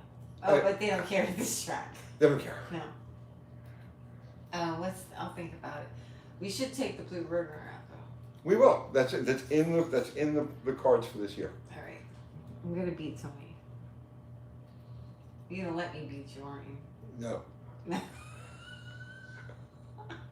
I'm gonna beat you anyway. This is probably not a good idea. Because we're both really competitive. It's not a good idea. And we live in the same house. Oh, let's see. Real UTG viewers make their own booze. Oh, good. Right. Race each other to Taco Bell. Let's see. Glenn says, love the gentleman. You remind me of my 5 uncles. Keep it up. Thank you. Let's see. That's good. Everyone loves the blue roadrunner. You should take it out. We will. Joe K says, yeah, let the viewers choose. Let us pick. But you never want to drive anything. Yeah, no, I I always- drive stuff. I drove Mrs. Landy. Mrs. Lady is a 21-second 8th mile car. I drove the GTX. 40 years ago. Right, the point is that you never let me get my hands on a car, so when would I ever drive it? I tried to get you to drive the blue roadrunner. No, you were mad at me, okay, when I raced the GTX. You were like, what'd you do? You were like mad, because you saw me come. Well, no, tell the whole story. The whole story was you went to the bathroom, the stage lanes.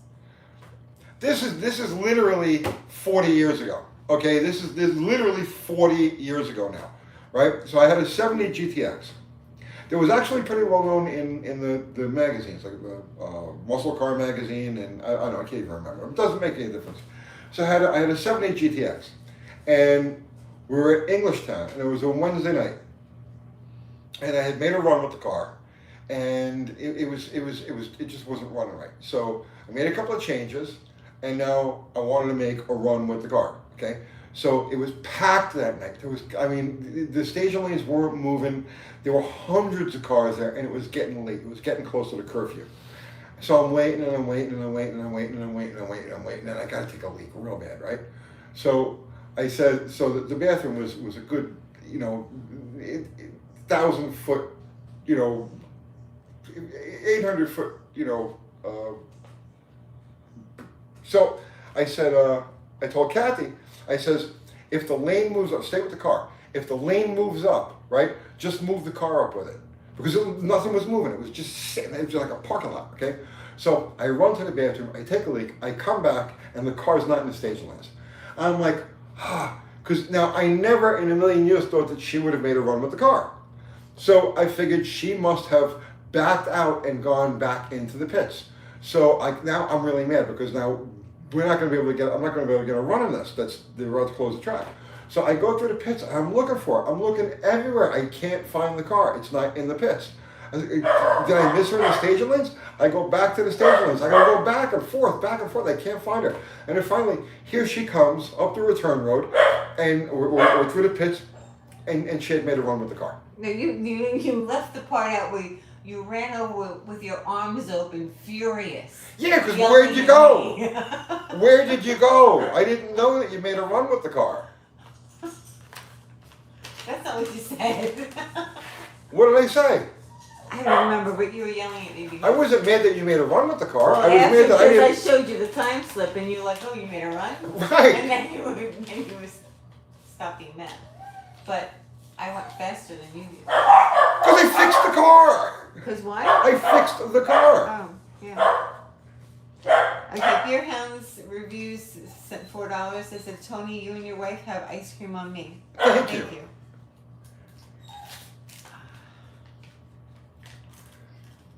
Yeah, you went faster than me because I straightened the car out. I had a problem. I don't remember what the problem was. It was 4 years ago. But I fixed it, and I was going to make a run, and I didn't get to make my run. But you made it, and it was okay. It was okay. Sarah says that's completely badass, Kathy. He was so mad at me, you have no idea. I went rogue. Well, everybody was pulling up, and I was like, well, what do I do? I was like, okay, the helmet's there, I'm just going to put it on and go. It's funny. Let's see. That was the first time I ever went down the track. Was it? Yeah. You were only what? You had to be what, 16? You weren't even legally old enough to be in the staging lanes in New Jersey. No, I had to be 18. I think I was 18. I was 17 or 18. Because we were living on Crafton.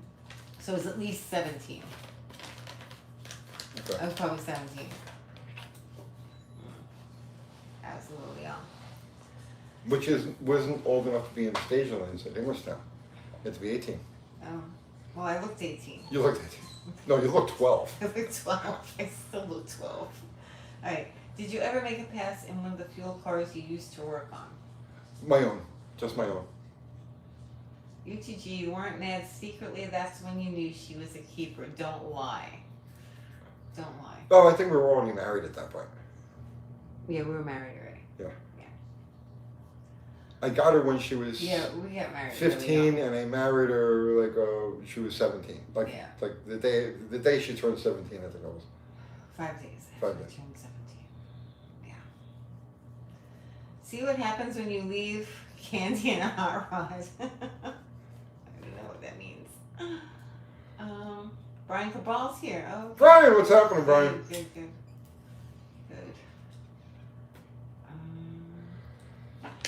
Let's see, cradle robber. That's what they called him. I was 20. Yeah, your friends would they gave you some problems over that. Charlie remembers. Gee, Charlie would remember. He was there. He was probably there at the track that night. Yeah, probably. Excuse me, I got this stupid tickle in my throat. Probably not the Brian Cabral. Probably A not. Brian Cabral substitute. Right. Let's see. Kubi's Garage. The one time my dad drove my car, he got a pic of him in Pop Hot Rodder being flag started in my 55 against my 32 Ford Coupe. Nice. Cool. Franco says, I wouldn't have made a pass in any of the nitro cars Tony works on. Oh, Franco. That's not nice. I never did wait before I say this. Let me just make sure. Okay, I can't say it. Never mind. Don't say it. I was gonna say I never hurt a driver, but Don't I may have hurt one or two. say it. You didn't. You heard him? Well, I didn't hurt him, but Circumstances. circumstances. Let's see. That's not nice to say, Franco. Come on. Well, you did work with a lot of junk. I worked for a lot of junk. I worked with a lot of people who had no business, no business around fuel cars. Yeah. Franco's laughing. Ah ha ha ha ha. No, our cousin says hi, Tony and everyone. What's happening?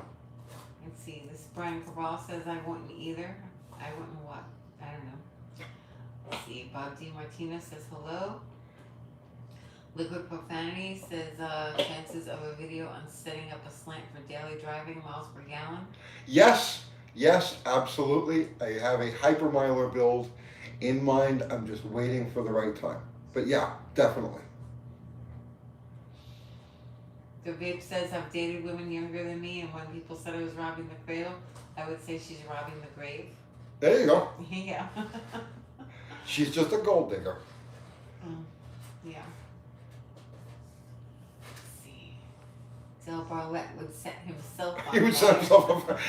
He would set himself on fire shaving. You know what I mean? Eating a potato, he'd set himself on fire. This is the way the guy was. Why are you saying poor Ari? What's the matter with Ari? What happened to Ari? What's the matter with Harry? I don't know. Chris Greenaway says poor Ari. I have no idea. Zero, what's wrong with Ari? He's not here. He wasn't here last week either. Yeah, he wasn't here last week either. I have no idea. That's like when people post pray for me on Facebook. Poor Ari. What happened? Don't be vague. Yeah, did something happen to Harry? Yeah, that's not cool. Zero. What's wrong with Ari? Ari's engine go boom boom.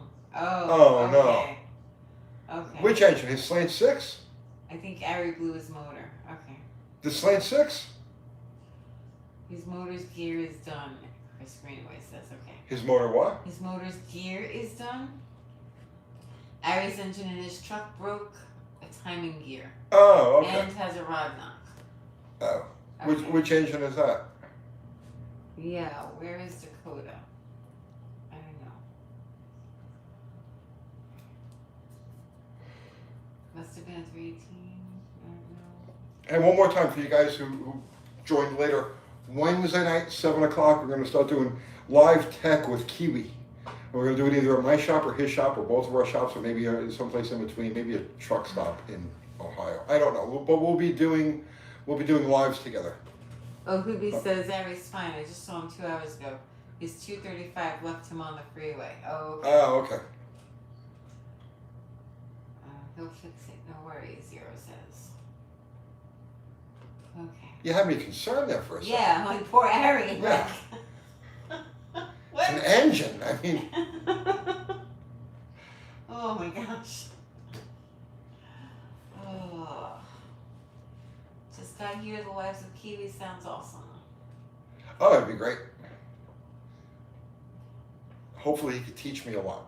Toolmac is laughing. He sent $10.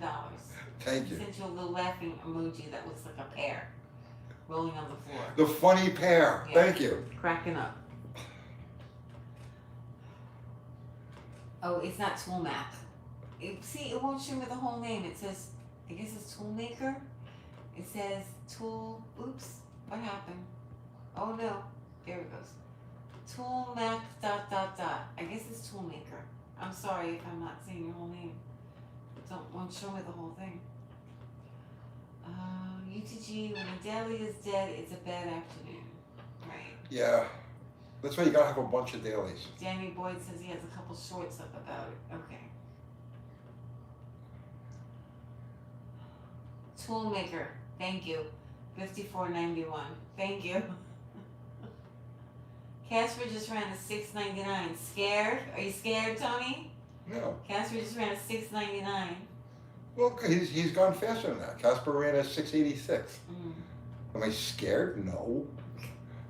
Why aren't you? She was scared, Tony. Because when we race again, I'll be ready for him. Mm. Brother Ari's truck broke. It's all good. 0 says.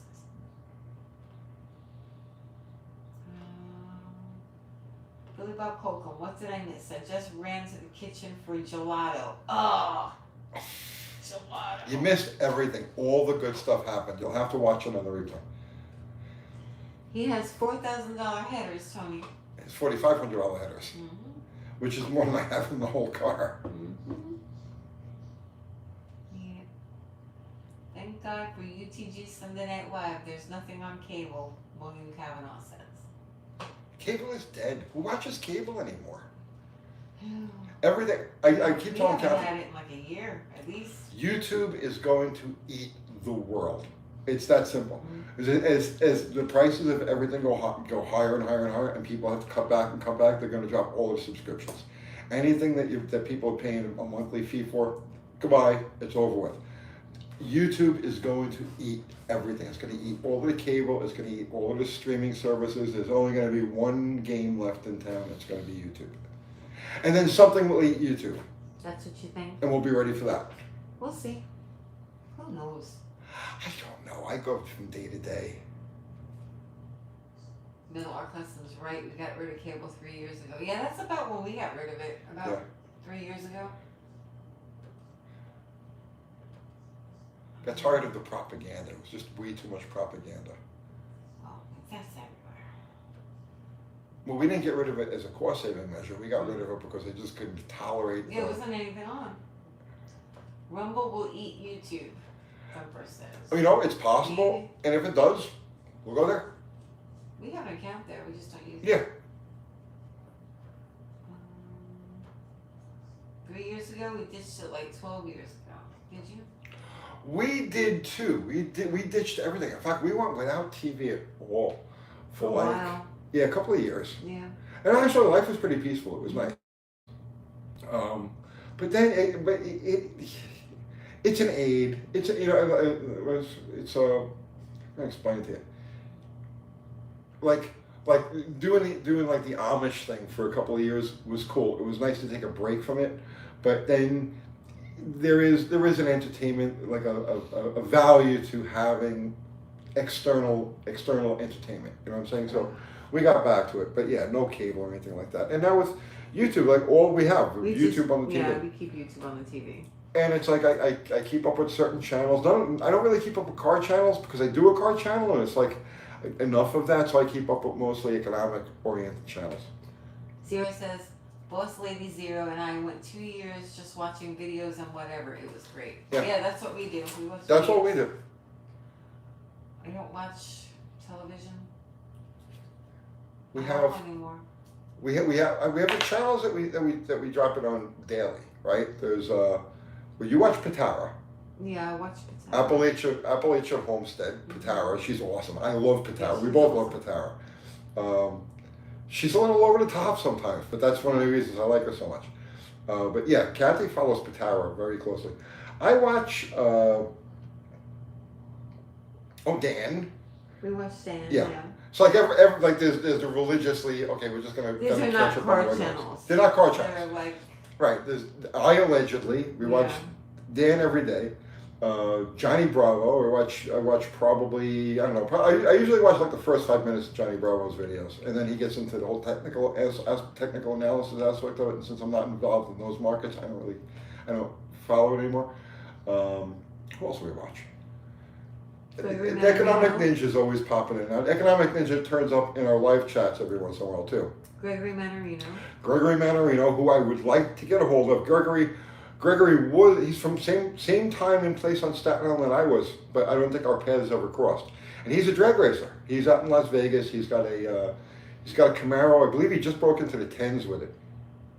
But I would actually like to get together and do a live with Gregory.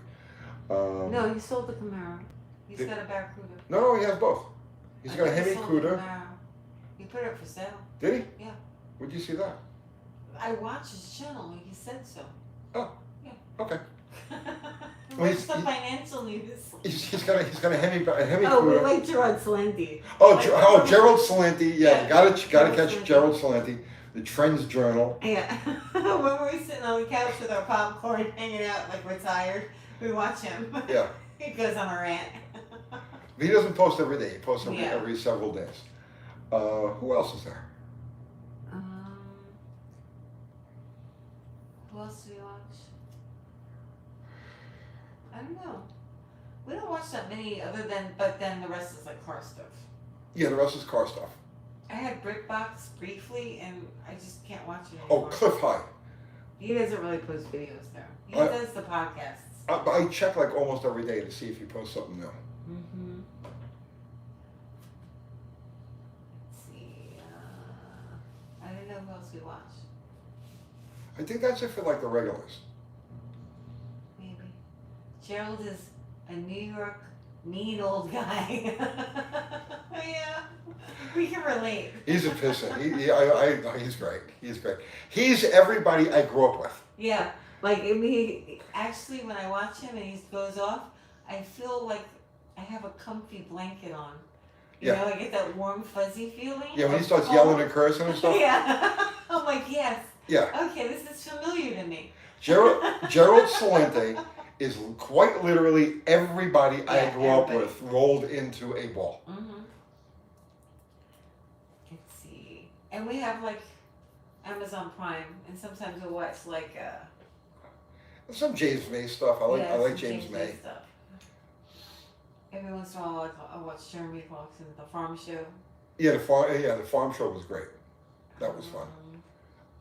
Clarkson's Farm. Clarkson's Farm. I didn't watch the second season though. I've just been busy. I haven't really watched anything. I like James May because the guy just does anything. He'll do a cooking show. He did that thing, the Reassembler. I watched the traveling show too. When he was in Italy, and then he went to Japan. Yeah. Yeah. He's a real Renaissance guy.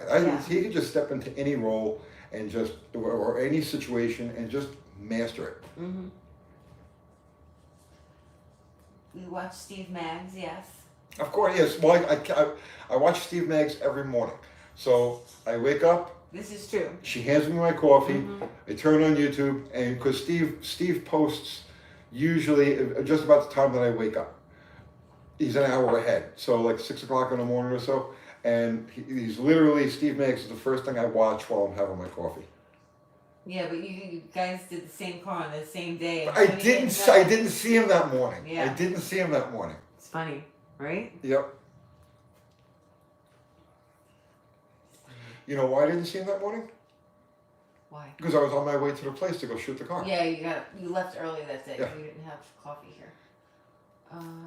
Second season of Clarkson's Farm is definitely worth watching. Yeah, I watched like the first episode, and then I've just been so busy I haven't watched anything else. I miss Salty Cracker. He was great. Salty. He's not posting. He doesn't post on YouTube anymore. Who's that new guy that we watch? Steve. Zeducation. Zeducation. He's funny. He's funny. He's good. It's too funny. Let's see.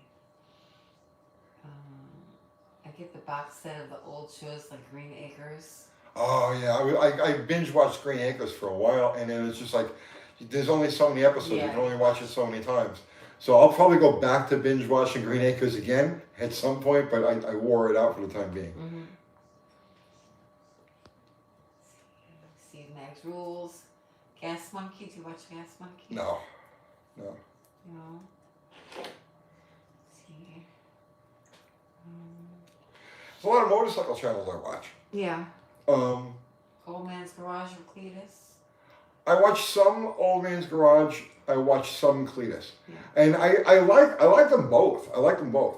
The Old Man's Garage is too much of a storytelling thing for me, right? So I find myself fast forwarding through his videos. Because he was talking about baking cookies and stuff. Yeah, they're good videos. He does great videos. It's like his style of doing videos. It's like a vlog, right? Mm-hmm. And it's just not my style. So I find myself like I'll watch like if he's got a 20-minute video out, I end up watching about 5 minutes of it. Like I'll fast forward through a lot of stuff. You're looking for- messing up his algorithm. Yeah, and I don't mean to do that. Yeah. And I have all the respect for the world for him and his family. They all seem like really good people. Cold War Motors, Vice Grip Good, Garage. Cold War Motors, yes. I catch Cold War at least once a week. I'll tune in there. Vice Grip, no.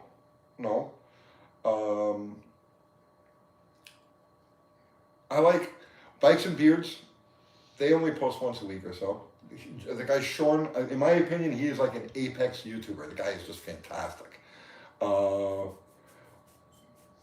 Bart, there's this guy named Bart. He does these really low key videos, right? Where he just he'll just pick a topic and just do the history of a particular bike or a particular engine or a particular manufacturer, and I enjoy that. I like his. He's just low key about the whole thing, and I really enjoy his videos. They're filled with like, it's just there's no breaks in it. You know what I mean? It's like I have that attention span thing. As soon as there's a break in the action, you lose me. So he's good. He keeps my attention. Regular car reviews. I'll only watch, like regular car reviews, one of my favorites, but I only watch them like, let's say once a month or so, and I'll watch 3 or 4 or 5 of their videos in a row. You know, but it's... The last time you had it on, I was like, who's watching? Because I think sometimes they go a little too far. Yeah. Yeah, lately I think every time you've had it on, I've been like, hey, what are you watching? But I like that. Yeah, I know, but sometimes it's like, well, they're very repetitive with some things. And some words over and over again. I'm like, what but that's the whole point. Yeah, the whole I point. know. Regular Roman does great documentaries, right? I don't know if you're familiar with regular car reviews. Roman is the other guy, and he does like he did the history of Pontiac. He did the history of the AMC. He does great documentaries. Like regular Roman posts something, and you can sit there for an hour and a half and just zone out and watch it. The guy does really great work. Who else? Do you watch 50 Tussin? I catch a couple of his videos every now and then. He's good. He's good. I like his stuff. Rockford Car, Firebird, Spirit, and Copper Mist Color. Oh, Rockford Files? Is that what you're talking about? Chips? No, I don't watch any of the old shows. I like Britcoms, Doc Martin. I like BritBox. I used to watch BritBox a lot, but I just don't have time to like sit down and watch a show usually, and then I get annoyed. I prefer British television. Sorry, America. You make bad TV. The Brits do good. They do good work. They make beautiful movies, great comedies. Pontiac, why so good? I don't know. Oh. Chips had a Formula hood with a shaker scoop put through it. So goofy. There's a lot of stuff like that. You ever see like the Mannix Dart? That was they just did dumb things to these cars. I don't know why they insisted on customizing these. You watch DD Speed Shop? Of course I watch DD Speed Shop. Zip ties and bias plies? Of course I watch Zip Ties, yes. Let's see. Except I don't watch Scotty much. Do you watch Scotty Coleman? No. Project Farm? He's too much. I don't watch Project Farm, but I watch Useless Farm. I saw that a couple times, and the first couple of videos are funny, but then it gets real old real fast. Well, yeah, and I can't watch it again anymore. Well, you can't watch it all the time. Yeah, no. That Useless Farm, you have to binge watch for like an hour, okay, and Yeah, then it's even too much. and then put it away. An hour is too much. Then you put it away for a couple of months, and then you go back to it. Peg is a firefighter now. Is he really? I guess so. With one leg? I thought you never knew Peg. I just know him from watching the videos. Oops, hang on. Oops, hang on. Stop it.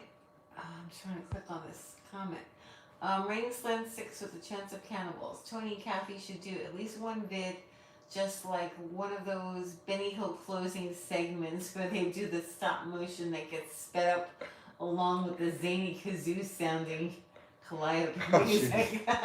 Tony hates that. He hates Benny Hill. I hate Benny Hill. I cannot. I just, yeah, no. The mention of Benny Hill gives me a cringe. There's a cringe factor to it. Oh, let's see. Do you watch Complete Toilet Garage? No. No. Rare Classic Cars, Adam? No. It's an automotive history channel. I've never heard of it. I've No? never heard of it. You never heard of it? Is it I good? like Wheels Through Time. That's a great channel. But again, so like I can't watch it too much. Like I'll binge watch that occasionally. I'll watch 3 or 4 of his videos in a row.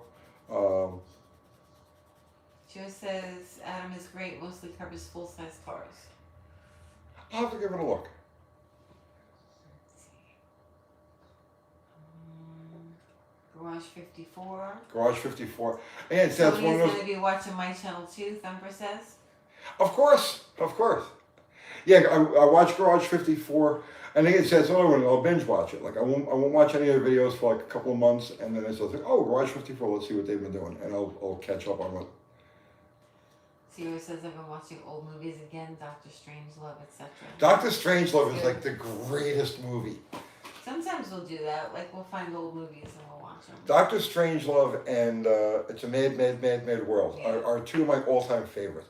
If I had to pick 3 movies that I could just watch over and over and over again and never get tired of them, it's Doctor Strangelove, Mad World, and Python and the Holy Grail. English humor is brain dead?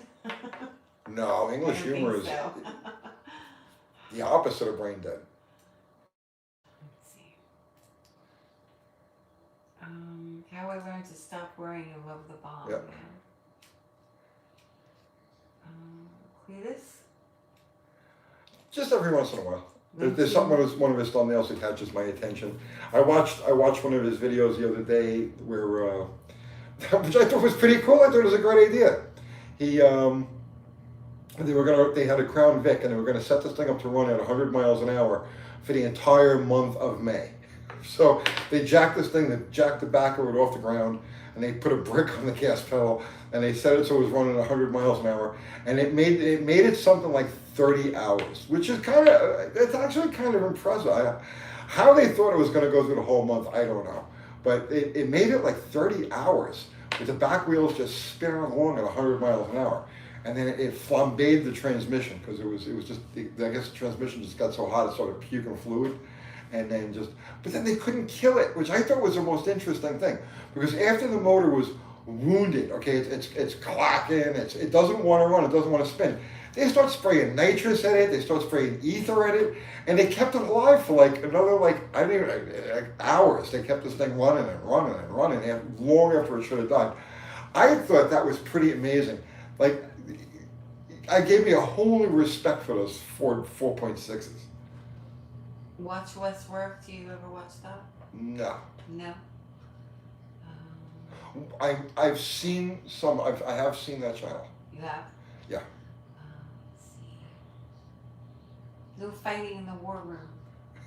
It's a fucking great movie. If you need to learn about any house repairs, Tony, or house hot rodding, check out Home Renovision, Jeff Thorman. That looks pretty good for you to watch. I panic at the idea of any sort of housework. It's funny. You want to see me have an anxiety attack? Okay, like mention something having to do with working around the house. Let's see. Pole Barn Garage? Never heard of it. No? I don't think so. Just recently watched Patton. Patton was a good movie. Build a burnout competition car, Tony.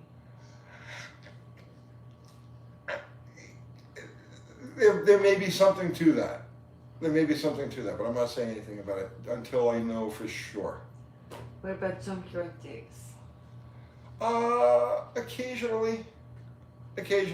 Again, so it just has to be one of those things where the title or the thumbnail will catch my attention, and I'll click into it to see if it's any good. There's Cars and Cameras. I like their videos because they do mostly like mini bike stuff, but they're really creative, very industrious, very ingenuitive. Ingenuitive. I made up a new word. That's like sedentary. Yes. Too many D's in there. Yeah, so tell Cars and Cameras, I made up a special word just for them. And Cars and Cameras, there's another channel I'll check out. I can't remember the guy's name though. Sleeper Dude is cool. I like his family. I like Sleeper Dude's family. I like the relationship he has with his family. It's a heartwarming channel to watch. Let's see.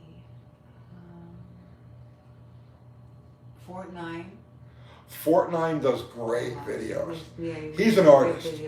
Fort9 is an artist.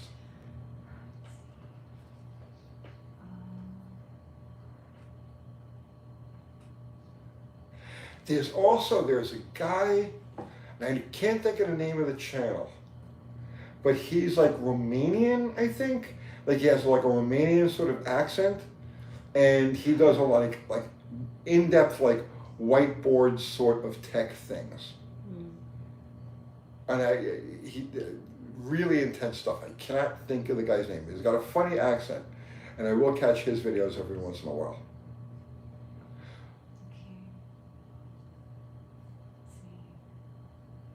Alan Milliard. Again, see, every once in a while. Like he's not on my must watch list, you know what I mean? But I'll catch one of his videos and then I'll binge watch a few of them.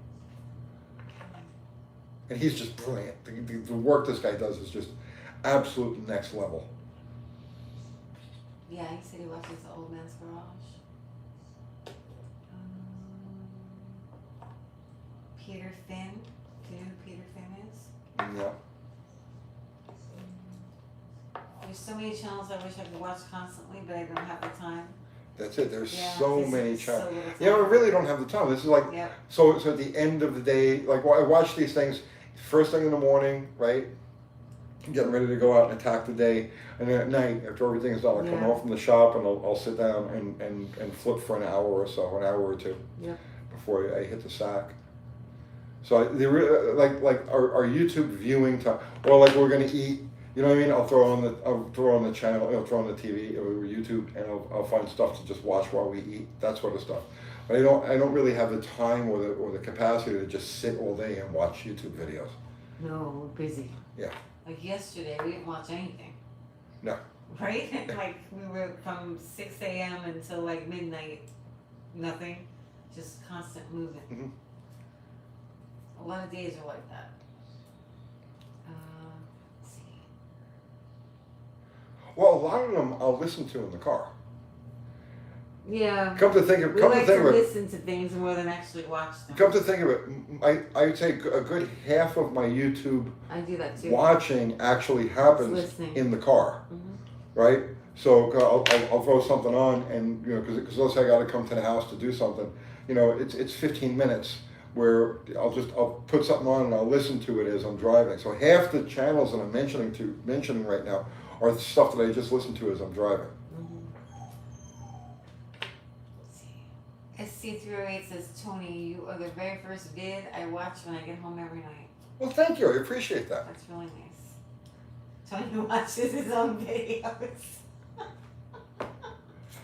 I don't like to watch my own videos.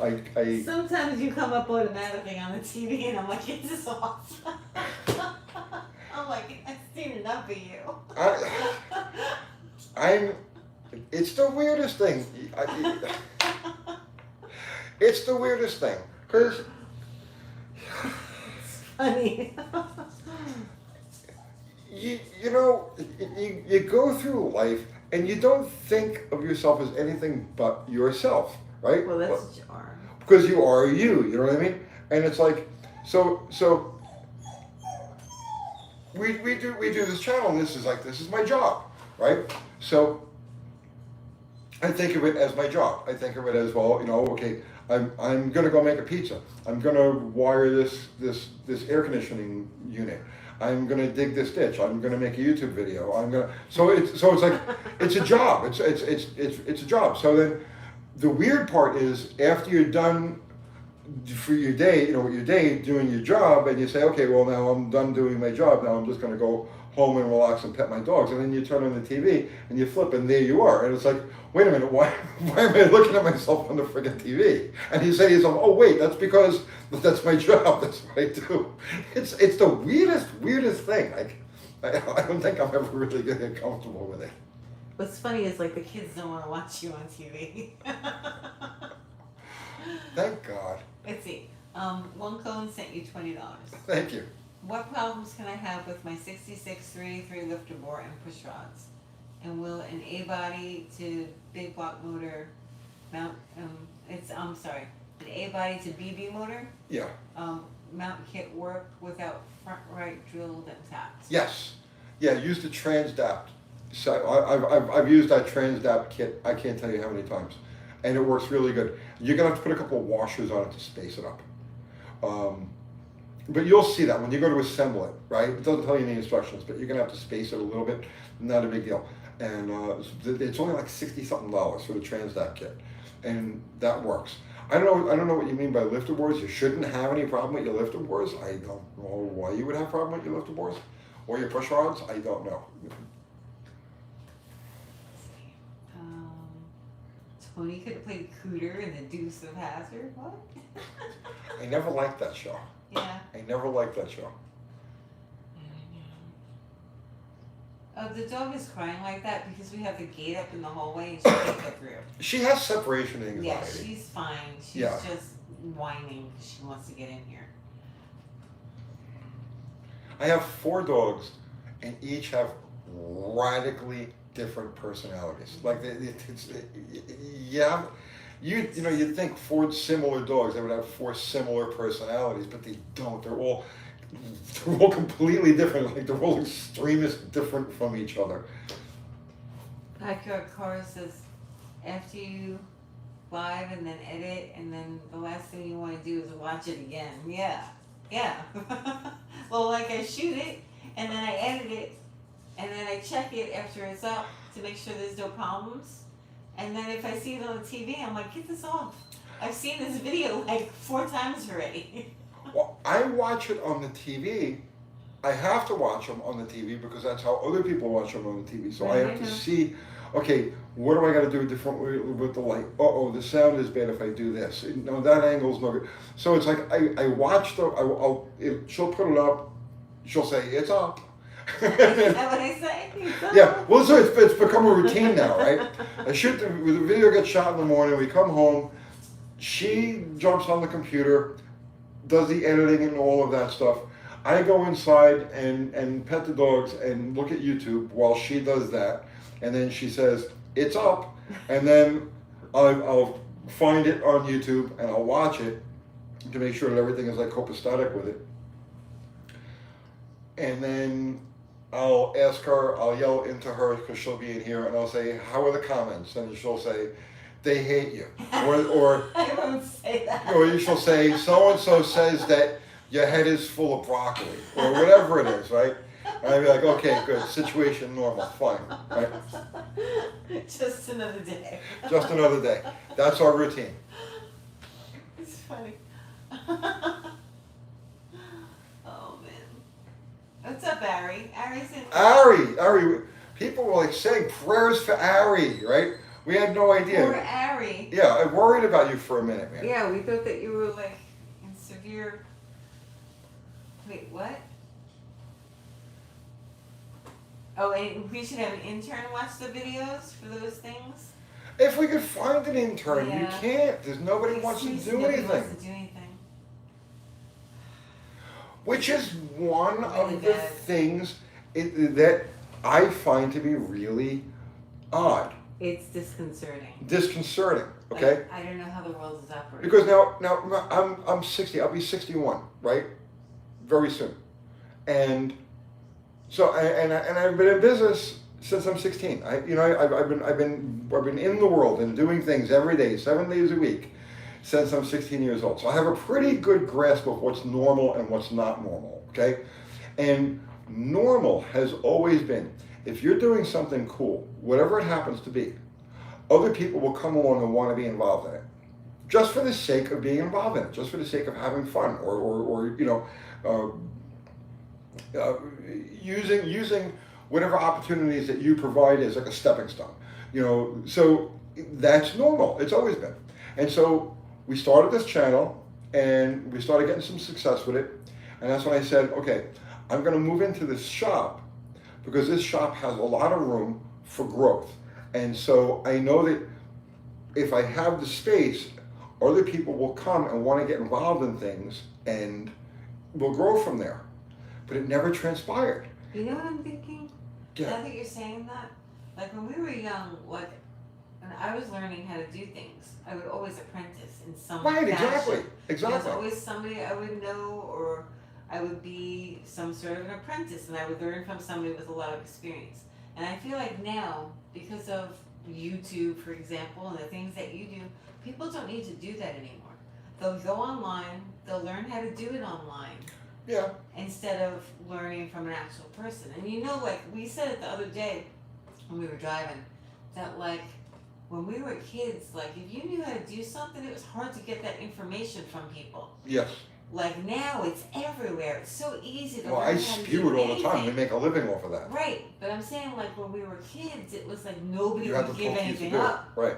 Like you had to be around for a long time. You had to like know the person. You have to and pay your maybe dues. You have to pay your dues. And you would pay your dues because you really wanted to learn this skill or this Exactly. thing. It's completely, that's gone now. Because it's so that information is there, it's so easy to get. Sure, it's like when I want to learn how to do radiators. I used to hang out at Gene's shop.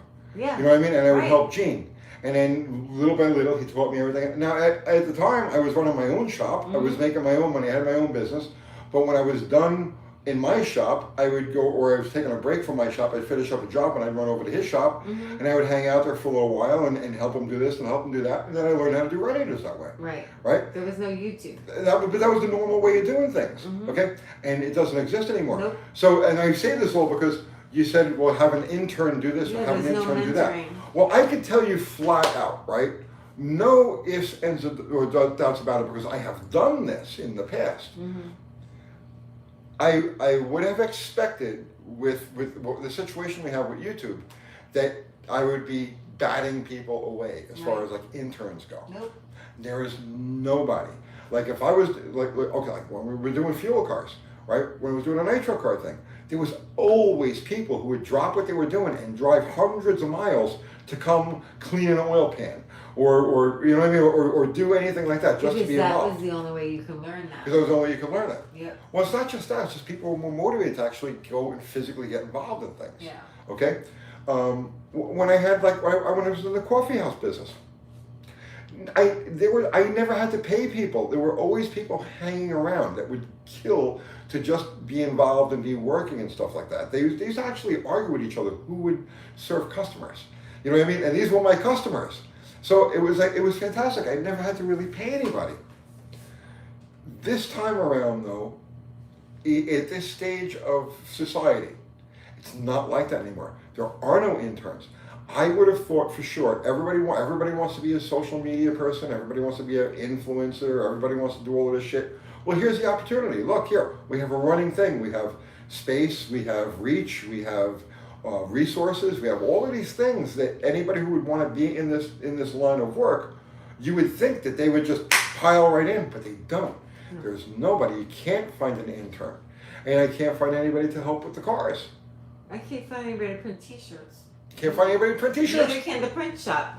They can't find anybody. For the print shop, exactly. So It's like it's ridiculous. Nobody wants to do anything. So we're set up at the shop where you have a whole screen printing Yeah. setup, Make it okay? easy or anything. Where if you, let's just say you have an idea for a t-shirt.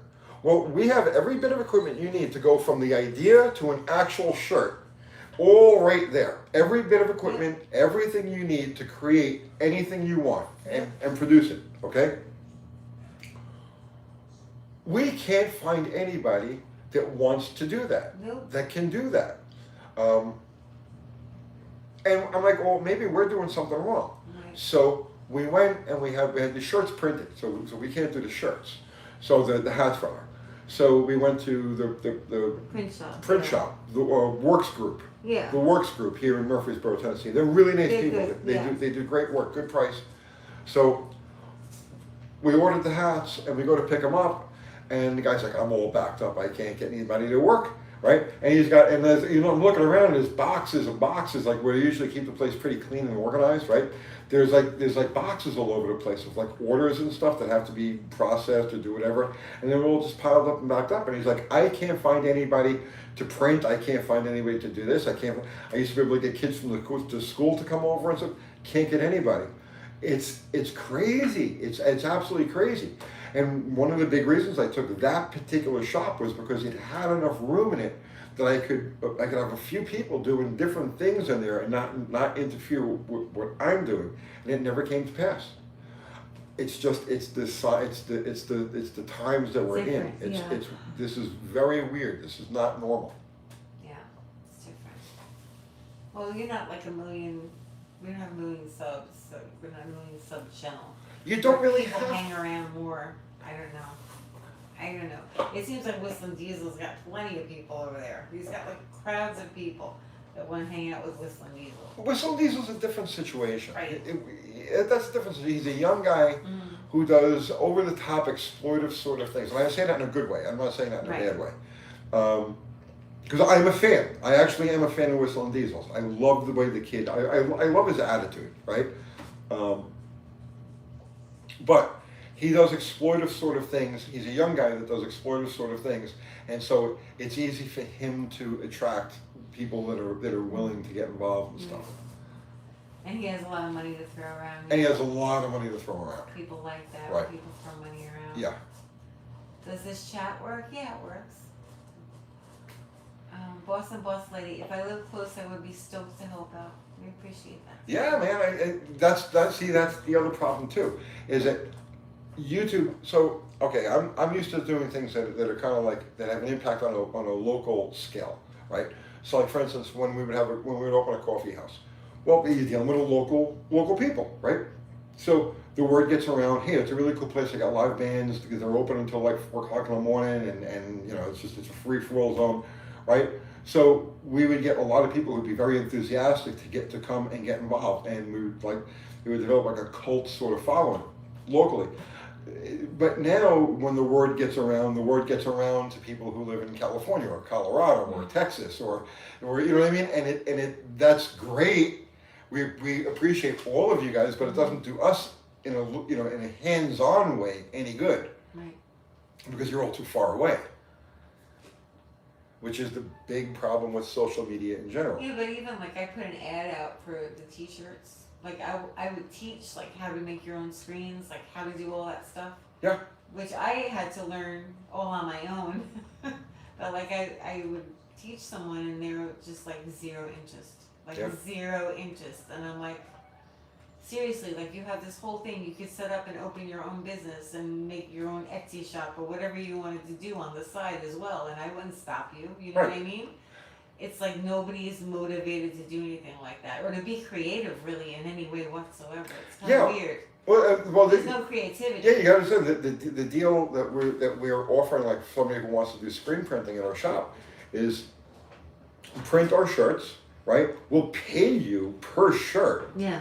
Right? So there's money there per shirt, but then you can use this equipment if you want to do your own stuff and make shirts to sell on Etsy or eBay, whatever. Well, here, knock yourself out. The equipment's just sitting there. You're there. Go ahead, use it. And you can't get anybody that wants to do it. Nope. No motivation. It's really weird. It's weird. It's very weird. Like if I had time, I'm one of those people that's always like, oh, I can make a business out of that, or oh, I can make a business out of this. If I had more time, I would be doing that too, but it's just not there. I do miss having a local business. I know. I miss having a local business. We're 2 people, we can't do it. Right. I know.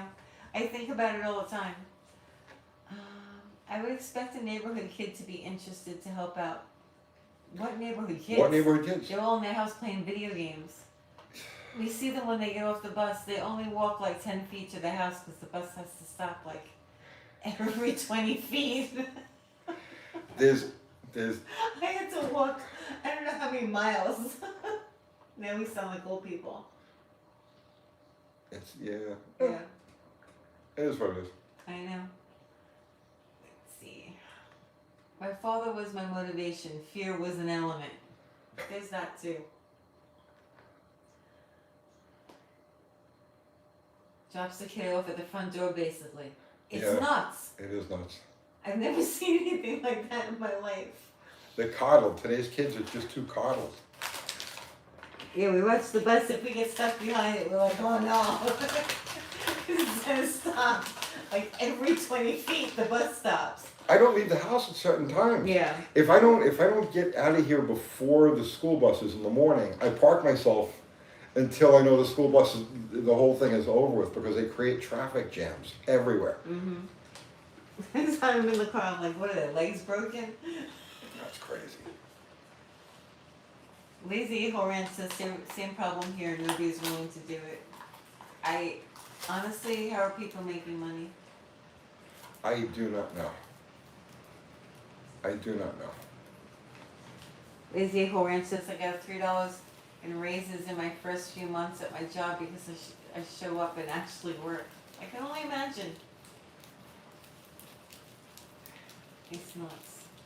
It all happened post-Rona, post the lockdowns. Before the lockdowns, there seemed to be a lot more enthusiasm or willingness to do things. And then after Rona, it changed. The lockdowns damaged society in a big way. Thumper says, I've been trying to find an apprentice. No kids want to learn. Auntie says Micro with Dave Ramsey and some others just did a show on YouTube on this labor crisis. It's really real. Yeah, I know it's not just me. No, it's not just us complaining. Us old people complaining. It's weird. No one is willing to work unless the pay is high enough. You know, that's not true. That's not true. There's people out there really willing to pay and they can't find workers.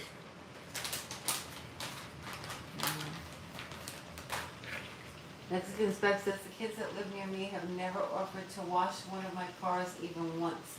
It's like they have money to burn, but I know they don't. I'm not even that scary. Yeah, it's kind of weird. So I hear a lot of complaints. But what's the solution? I don't know. How do you make people want to work? I don't know.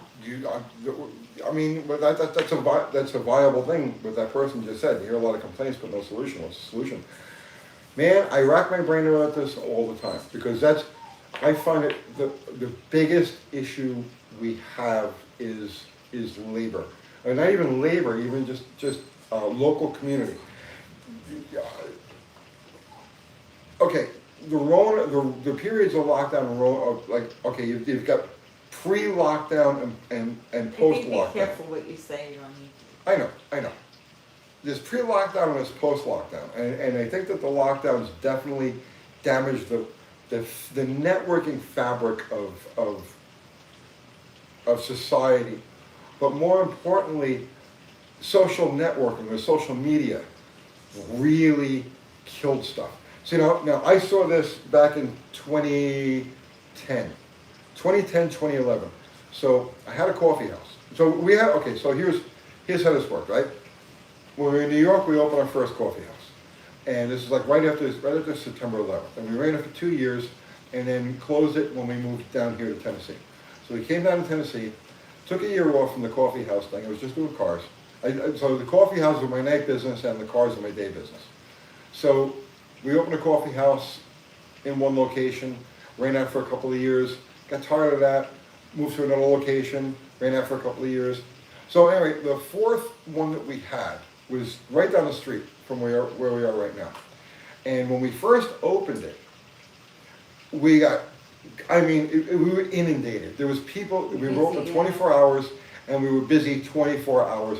Within like, let's say the first month of opening the place, we were open 24 hours and we had a crowd in there. I mean a crowd in there 24 hours. There was always somebody coming and going, always somebody hanging out.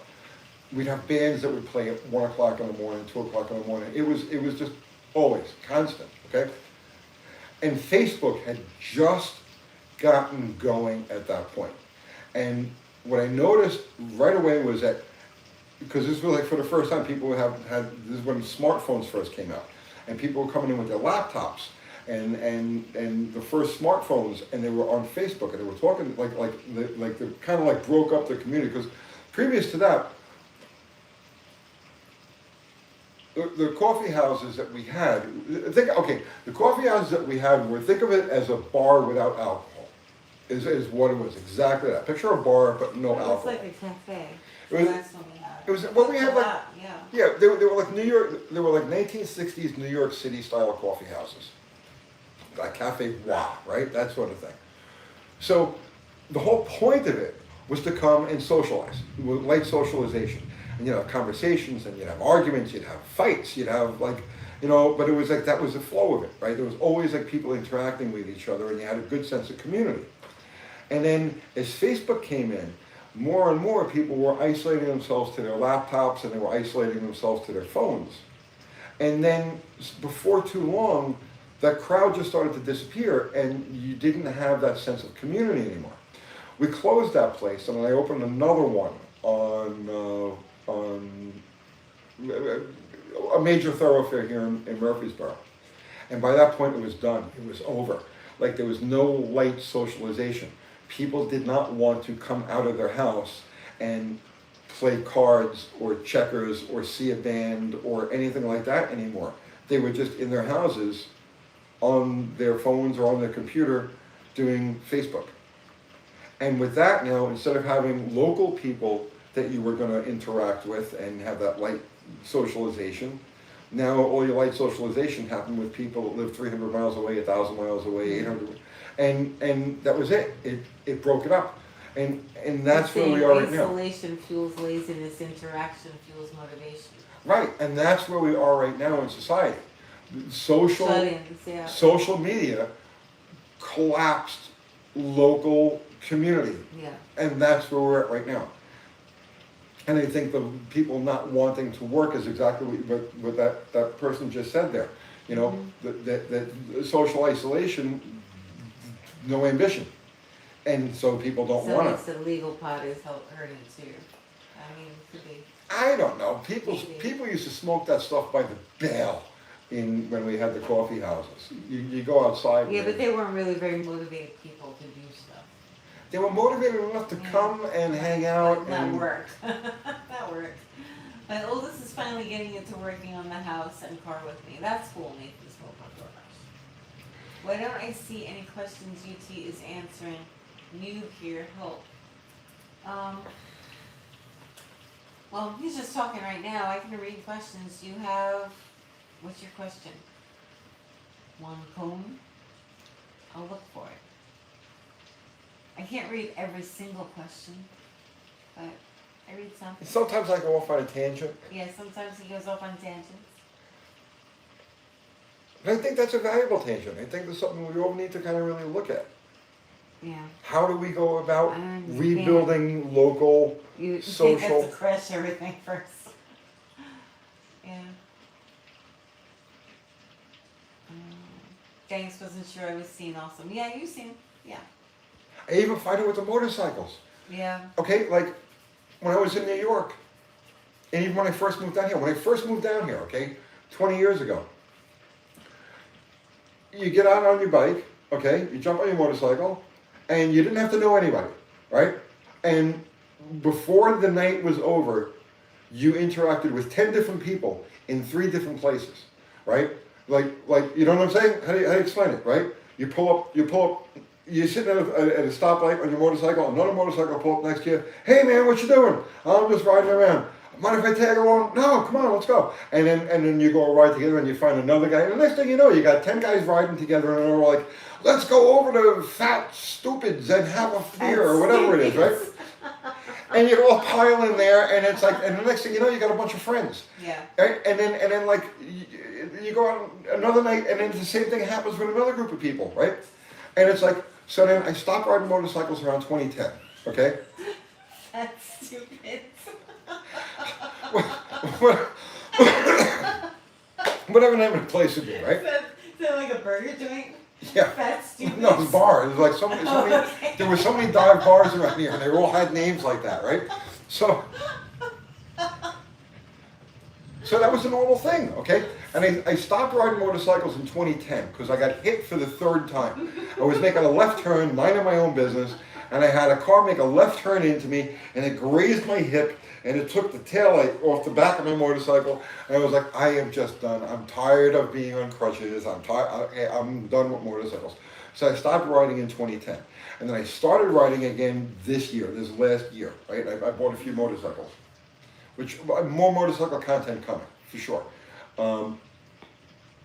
And lately, I've been out on the bikes. I'll come home from the shop, we're like, it's a beautiful night, I'm gonna go cover some miles. And I get on a bike, and I'm by myself. And it's like, there's just nobody out there. There's other people riding, but they don't talk to you. You know, they give you the wave, okay? But that's it, that's as far as it goes. Nobody talks to anybody, and nobody, it's like, it's weird. It's weird. It's weird. It's definitely weird. Society is broken.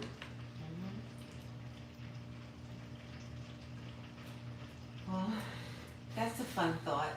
Hey, listen, it is what it is. It's the reality we're all dealing with. Yeah. I know. The phone is really the issue. I think that's really a big issue. It's not the phone, it's the social media. Social media is just toxic. Period. The end. It's toxic. But like I noticed that I go on Twitter and I have noticed that even though like I have a lot of very positive things on Twitter, like I'll follow like these dog people and stuff like that. So like I'll always get like cute videos that come up. I show you sometimes. I didn't mention Andy Sheckman Andy or Rafi Sheckman, Farber, yeah. two other guys I follow on YouTube. So like I'll have financial stuff on Twitter and I'll have that. You always get something in there that's either very political or very like Offensive to. offensive. Like I've been noticing a lot of violent pictures people are showing, like with like gore, like of whatever has happened in the news coming up in feeds, and I'm like, why are you even posting this? Like if that was posted 4 years ago, like people would be horrified. I know. You would never see anything like that. People are desensitized. Yeah, that's what they're doing. They're desensitizing everybody. So if you see stuff like that and you start walking around every day, that's gonna put you in a mood. Here's the problem with this, right? So this is a huge country, right? We got 330 million, 350 million people, whatever it is. There are thousands of towns and cities, and big and small, right? Thousands of communities. People don't realize how big this country is. And then you see something like, okay, you see something in New York City, right? When somebody pushes somebody in front of you, and that's a toilet anyway, Yeah. right? But somebody will push somebody in front of a subway train, okay? That's happened. 25 people this last year got pushed in front of a subway train in New York City. Okay? But you see this, and even though you live in a completely different environment, completely different, where nothing like that would ever happen in a normal place, it makes it appear that that's the normal thing. You see what I'm saying? So you see all of these atrocities that pop up on Facebook or Twitter or anything like that. And it gives you the impression that the world is unsafe, that your community is unsafe, that your supermarket is unsafe, and all this other shit. And in some places, yeah, it is. Everybody's nuts. And then everybody's nuts.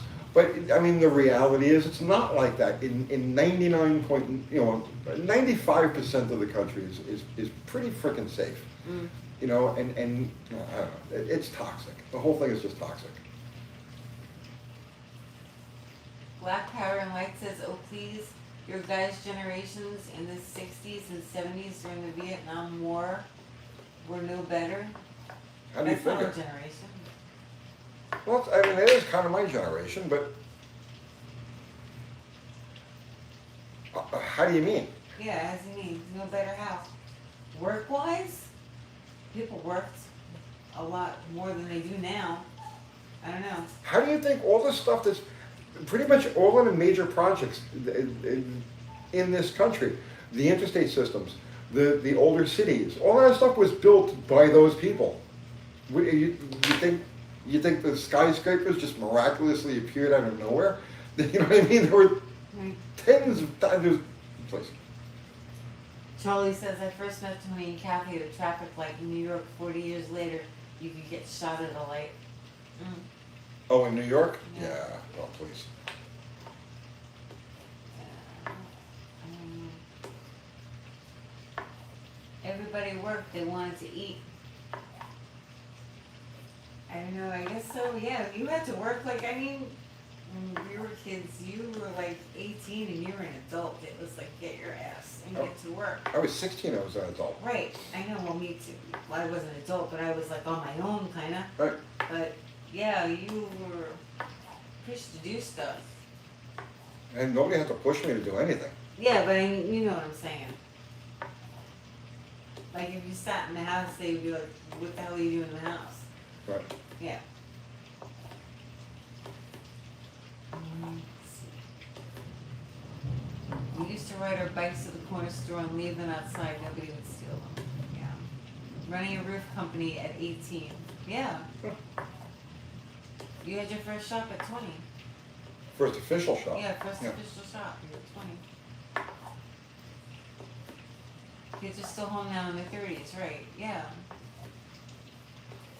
It's definitely Yeah, different. it's rough. But I'm telling you, it's social media. It's social media. Staten Island is a sardine can. I'm glad I'm out of there. Yeah, it was nice when we were there. I mean, it was alright. No, not at the end. It wasn't all right. Not at the end. When they started building houses in backyards.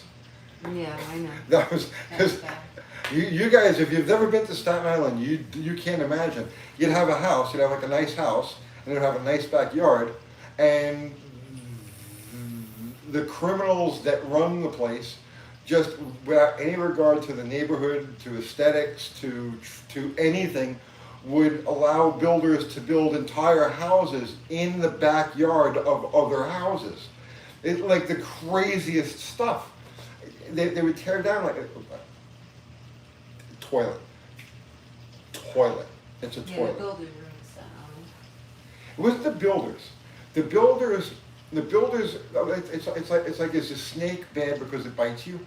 No, the snake is just being a snake, and that's what it does. It bites things, right? Okay, you know.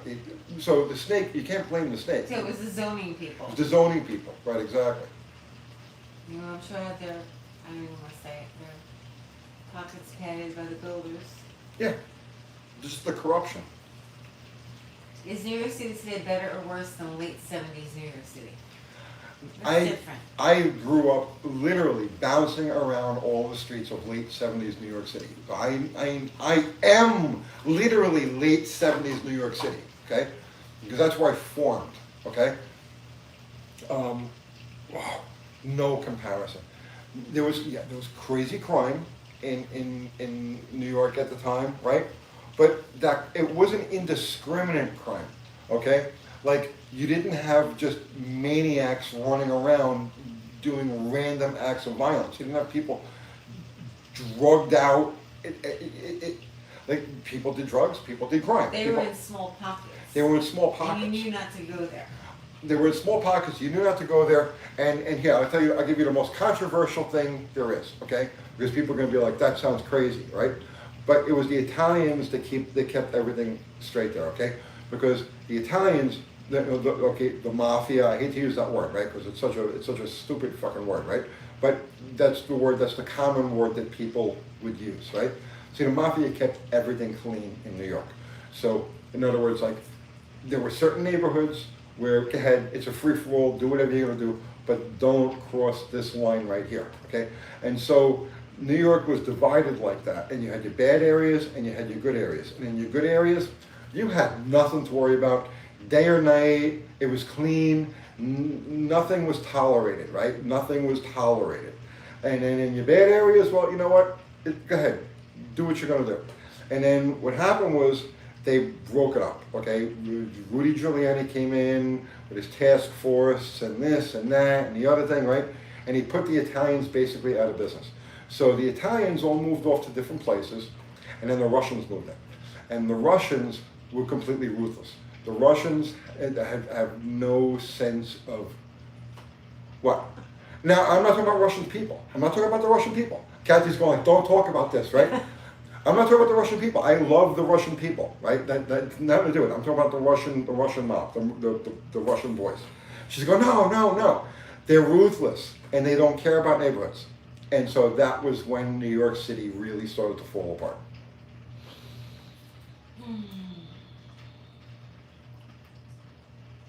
In the 70s and 80s, bums were being tossed out windows. Where? Not that I ever heard about. In this, D Truth says 100% correct, Tony. I grew up in Brooklyn. right, exactly. I know it's the truth. You'll never hear that anyplace else because it's not politically correct. But the mafia kept New York City clean, right? To give you an idea how New York City was back then, right? So it's like I can give you an exact, I tell you exact thing that happened there, right? Sometime in the late 70s, maybe it was 79, 78, 79, something like that. There was a serial killer that popped up. It was the Son of Sam? Son of Sam, okay? So 77. 77? I was in like 5th grade. Okay, whatever year it was. So nobody knew this person was on the prowl. Okay, and I was a teenager, and we automatically formed groups, vigilante groups, because we didn't know where this guy was popping up all over the place, right? And so every neighborhood had a group, and we would. There were areas like Wolf's Pond Park. There were areas where people would go and hang out where somebody like that could be, and we patrolled the neighborhoods, right?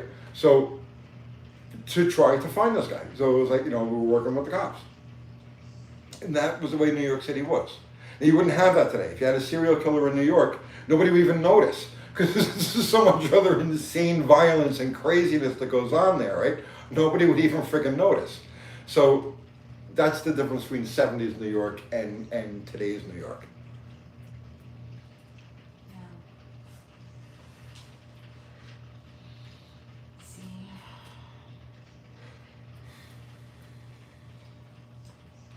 The Son of Sam killed a couple around the corner from my house on Shore Parkway in Brooklyn. My project coordinator says. Yeah. I very distinctly remember that. That was like, we formed groups and we were out there. We had bats, we had chains, we were armed with anything that we can get our hands on. We were teenagers, and Howard Beach is still pristine, is it? I don't know. My grandmother lived on Howard Beach on Crossway Boulevard, right off of Crossway Boulevard, right across from not the Big Bow Wow, the pizza place, Pizza City. D Truth says we used to go out looking for Son of Sam, David Bergholz. Yeah. Jumper says I live in the middle of nowhere for a reason. Umberto's. Oh, that was really good. Umberto's. Sure, I remember Umberto's. Yeah. You're really good. I missed that. Summer of Sam, great movie.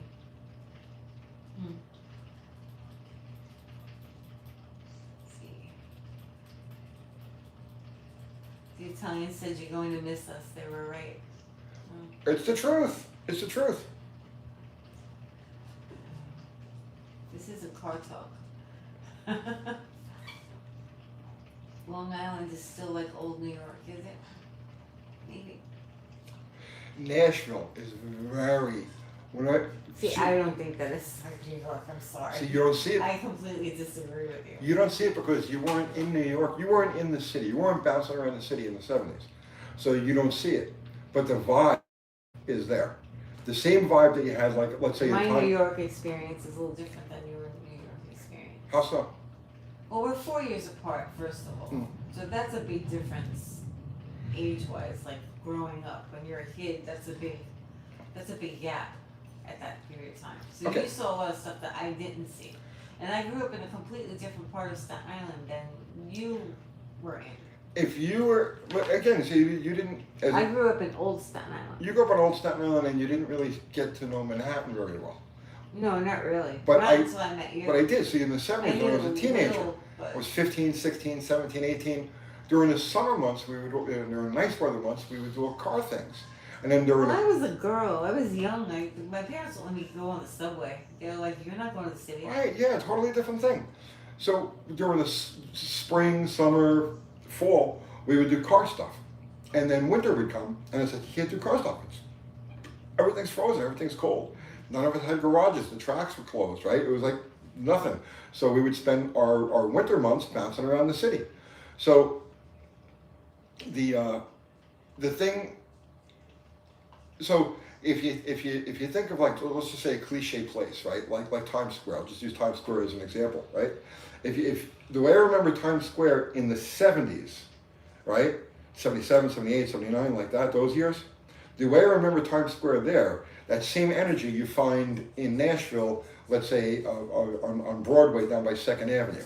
It's that same like easygoing party type of atmosphere. Everybody's just having fun. They're walking around. They're sightseeing. They're people watching. They're talking back and forth. They're having fun, and it's that same vibe that Peep she doesn't shows. see it. Kevin is saying peep shows. That's what I think of when I think of Times Square in the 70s. Well, that was like, 42nd I Street. couldn't walk over there. That wasn't Times Square. Times Square. That was right immediately off of Times Square. So if you went, and that was the Disney takeover, which totally gutted that area.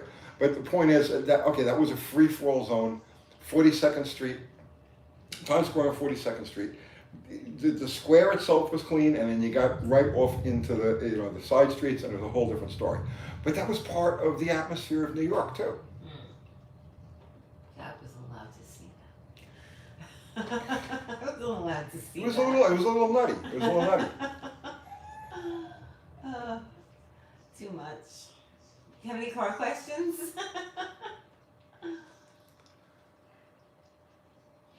Mulberry is like a house. Times Square in 79 was a wild place. It was.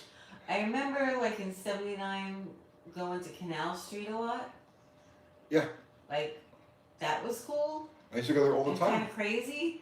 We used to go there all the time. Stores that were there were like really nuts, and there was like just World War everything II was out on the surplus. street. Yeah, World War II surplus. Like it was really cool. Mm-hmm. All of our cars, all of our hot rods back then had some bit of World War II, somewhere in them. Because whether it was a gauge or a bracket or a thing, there was bolts. Right? There was always World War II surplus built into our cars back then. Is Canal Street like that now? I doubt it. I doubt it. I can't imagine what it looks like. You don't want to hear how much LA has changed? I can imagine. I can imagine. I'm thinking of getting a Kia. Would you recommend it? I mean, for a regular car, you're just going to go buy something new and drive it every day in traffic? Sure. I mean, I don't know anything about them, but I mean, I see them everywhere. They seem to be very popular cars. The Koreans built a nice car. Cassidy said, "Hey UT, how do you know if it's time to give up on a vehicle or let it go?" Nan, only you can answer that. Only you can answer that. When you stop having visions for it, you know what I'm saying? When you stop having a vision for it, that's when it's time to let it go. And you know what? That applies to everything. That applies to everything. Not just cars. So Mean Machine Mania says, living as a young guy in a very rural place right now is pretty boring. Social media has hit the social fabric in an even more wild way rurally. The isolation must be I crazy. can't imagine what that's like. Because I know what the isolation like is here, and I live in the city. So I cannot imagine what the isolation is like in rural areas. You guys must be going nuts.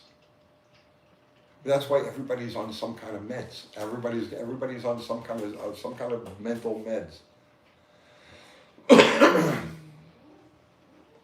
You're controversial, Tony. I might be. If a unibody car's outer rocker panels are rotten, is the car ready to be scrapped? No, you could repair the rockers the same way you would repair any other structure. I mean, if you had a rotted frame rail, you change the frame rail. If you got a rotted rocker, you change the rocker. And when you got it apart, you could reinforce it with a piece of steel. Cut the rocker open, weld a piece of steel in there, and then we rolled the rocker over it, and you have basically a convertible type of unibody, which is stiff. My project car says us introverts are doing just fine, thank you. I don't know about that. Are you doing just fine? Like, I know that I need to get out. Like, I need to get out. Like, I need to talk to people. Like, I am feeling isolated, even with what we do. Do you feel that way sometimes? Yes. Yeah. Yeah. I definitely do. Yeah. Well, I literally spend entire days where I don't. You're the only person I even Me too. come across. I know, it's not good. Many times I'll go to the shop in the morning. Mm-hmm. I see nobody. I talk to nobody. I know. I'll shoot a video or whatever it is. I'll come home. I'll see you. Yep. Then I go back to the shop. I see nobody. Yep. It's a little crazy. It is a little crazy. I'll go to the store even when I don't have to go to the store just so I can talk to the cashiers. I don't think that that's healthy. Do you think that's healthy? Well, you remember we had social businesses for years. Mm. So No, but it's not that. It's not just social businesses. It's just, okay, when I used to work freelancing, not having social business, I was always talking to people, Yeah. talking to different clients, talking, you know what I mean? Mhm. Meeting different people all the time. Like, that doesn't exist. No. I would get up in the morning, get dressed, run out, go out into the world and like meet people. I don't know, do people do that anymore? you got me. I don't know. I miss that. I live in a YouTube bubble. So Mean Machine Mania says, I don't care what they say, introverts need socialization and friends too. Obviously, yeah, I agree. For sure. My favorite time of the day is going to the gym mainly because I can interact with actual people. Right. Yeah. It's a problem. This is a real problem in our society. I don't know if people really know how to talk to each other anymore. Or have a conversation. It's too difficult. It's too difficult to have a conversation. Why? It's because it's easy to text. It's easy to take a picture and write a caption. It's not easy to actually interact with people. And then the other problem is that social media has created this a polarizing effect. You know, Yeah. it's like you used to be so. Like, okay, you take stuff like from a political standpoint, right? So I'm extremely liberal. Economically, I'm extremely hard conservative. So okay, so I'm a libertarian, right? But now it's gotten to the point where everything is polarized. Either you're right or you're left, and there's no middle ground. There's no, you know what I mean? There's no conversation. And I've noticed that libertarians are supposed to have very specific views, that if you don't have that view, like they label you. Like if you're a libertarian, you have to hold this very hard and fast libertarian Well, that's why I don't view. call myself a libertarian. Right, I know, that's why I don't either. Right, Yeah. functionally, I am a There's libertarian. no nuance, right, yeah. Right, a libertarian just means that you go by the spirit of the Constitution, Right. life, liberty, and the pursuit of happiness. There you go. Right. You are now a libertarian, right? Tony's a librarian? Yes, I'm a librarian. But you can't use that term anymore because that's lost. You either have to be pushed to one side or the other. Right. Like when we used to have the People don't coffee know what it houses, means. I used to literally, I would start fights between people because it was fun. Mm-hmm. And they had fun arguing and debating and so on and so forth, even though it would get really heated at times. Oh, At the end of the that day. now. Oh, you couldn't do that now. No. You couldn't do that now because at the end, so at the end of, so I'd be talking to one person, be talking to another person, and this one's like got very left type of views, and this person's got very right type of views, and I'll pit them against each other, like, because that's the kind of shit that I would do, right?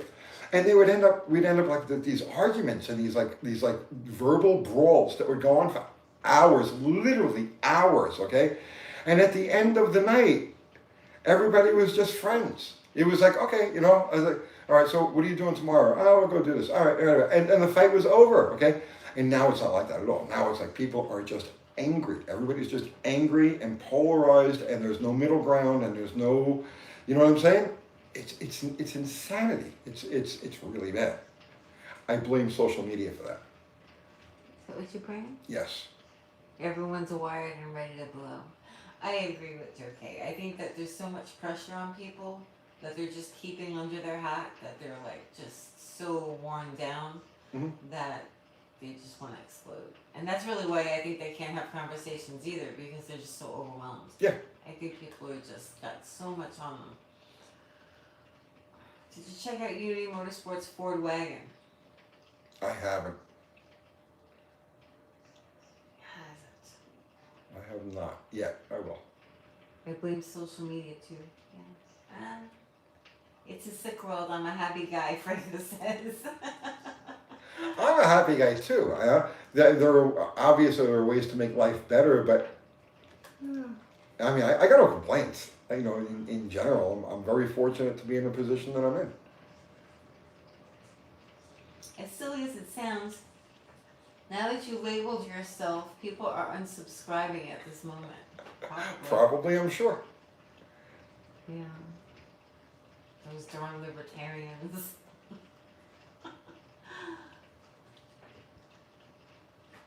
See. It's all here, Zero says. I blame Frank Stallone. I was addicted to politics on Instagram for a couple of years. It's a real problem. I would get so pissed off for no reason and waste so much time. Lost most of my high school friends from political issues, right? I rest my case. I rest my case. Nothing ever gets solved either. It's like they have all these debates. They've been debating for I don't know how many years. Nothing gets solved. Nobody ever comes to an agreement on it. Have you ever seen that? What's this latest thing with the reparations in Nobody's California? had an agreement about anything that I've seen. Oh, they're giving them like $2 million a person in California. It's twice the state budget. Is what they owe. It's like $800 billion. That's $2 million. They want to give every black person in California is going to get $2 million, but now they want 200 million. Is it? They want 200 Oh, million. somebody said they wanted, it's just somebody that was arguing with them that it was like 200 million. We want that. And that's per person. the only reason that's done is just to piss Obviously, everybody so off. Stupid. It's just to piss everybody off. The whole purpose of it is just to piss people off. Uncle Tony is a libertarian. I double subscribe. Hoopy's Garage. I'm leaving before they make me pay that. See, you can't read the news. You can't even read the news because it's like, what? Okay. It's just one thing more absurd than the next. Yeah. I don't think we're supposed to be talking about this. Who cares? People are stressed because of inflation. Yes. That's another thing. Yeah. People are really, really super stressed. For sure. Your blood pressure explodes. Yeah. See, people always talk about, oh, there's going to be a civil war. There's going to be a civil war. You can't say things like that on YouTube. But we're already in it. We're already fighting a non-kinetic civil war. She's telling me no. She's going like this.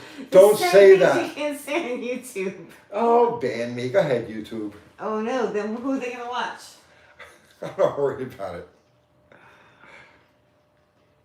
Just respect people and their opinion. That's what Americans do. You would think.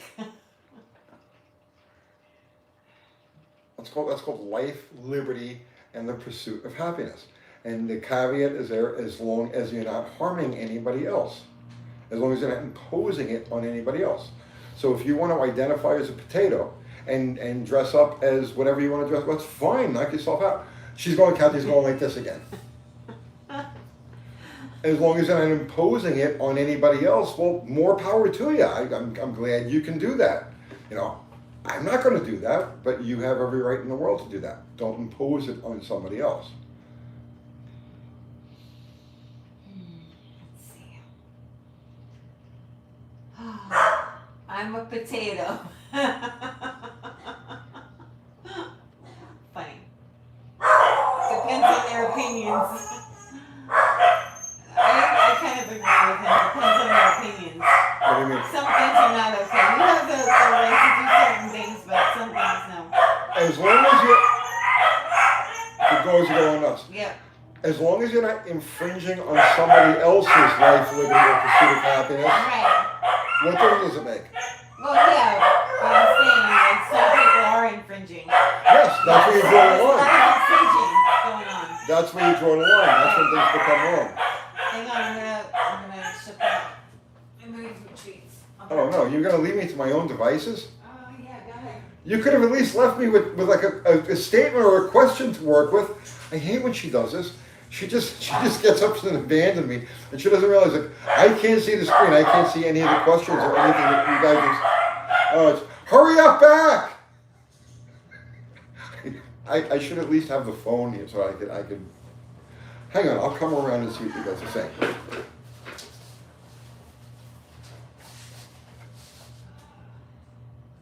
Right, it's not going to do me any good because I don't have my glasses. Oh God, I can't read this.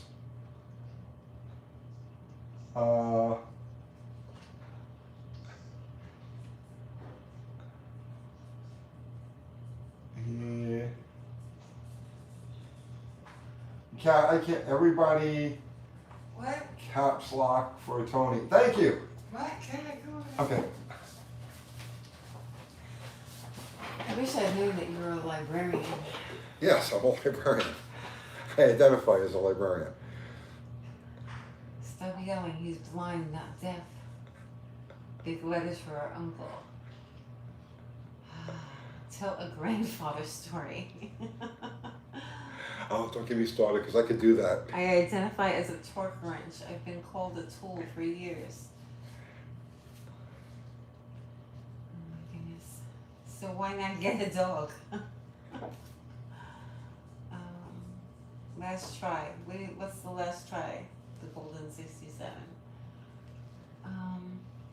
Important. The views of Tony are not necessarily the views of this channel. Right. It's somebody else's views. Tony for president. I would be a horrible president. That would be a terrible. I would be a terrible president. Sea aroma, American swallow or European swallow? That's a loaded or unloaded? Laden. Laden. The airspeed of it, right. Right. E-bodies for the people. I have no idea what's going on. I just joined. Oh, okay. Zugi doesn't know what's going on. It's all good, Zugi. It's We're all complaining good. about social media, even though that's what we do for a living. Right. I want to bite the hand that feeds me. Hey, William Kavanaugh says you're too moody to be president. I am. He's very moody. I am.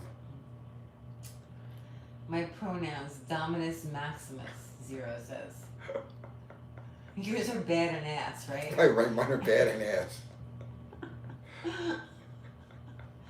I'm gonna get kicked off YouTube.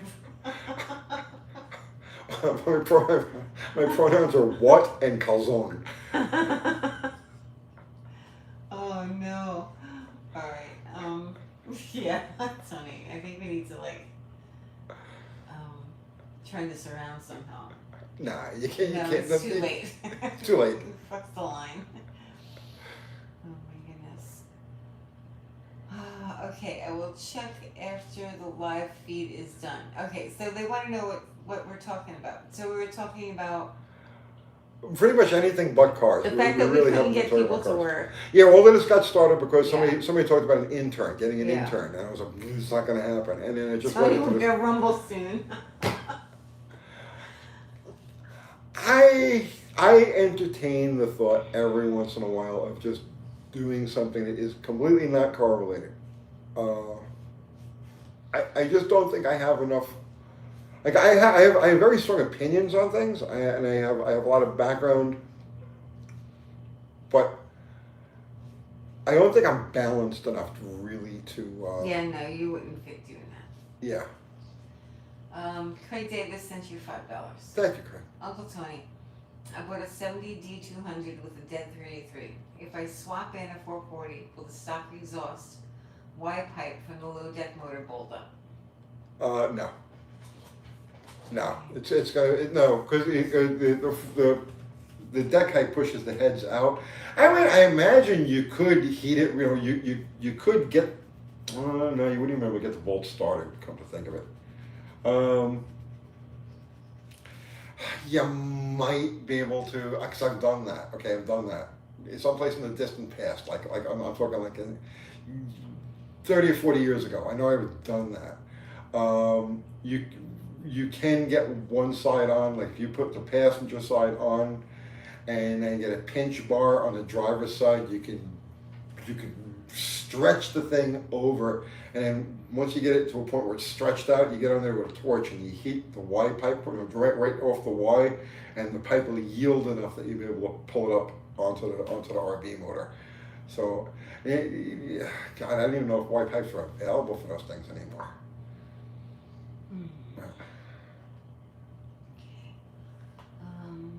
Zugi says, hey Tony, my time's a little bigger than stock cam, 4 degrees advance. Did I do bad?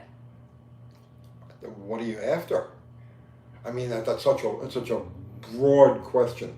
But when you advance a cam, you're automatically increasing the motor's bottom end performance at the sacrifice of top end performance.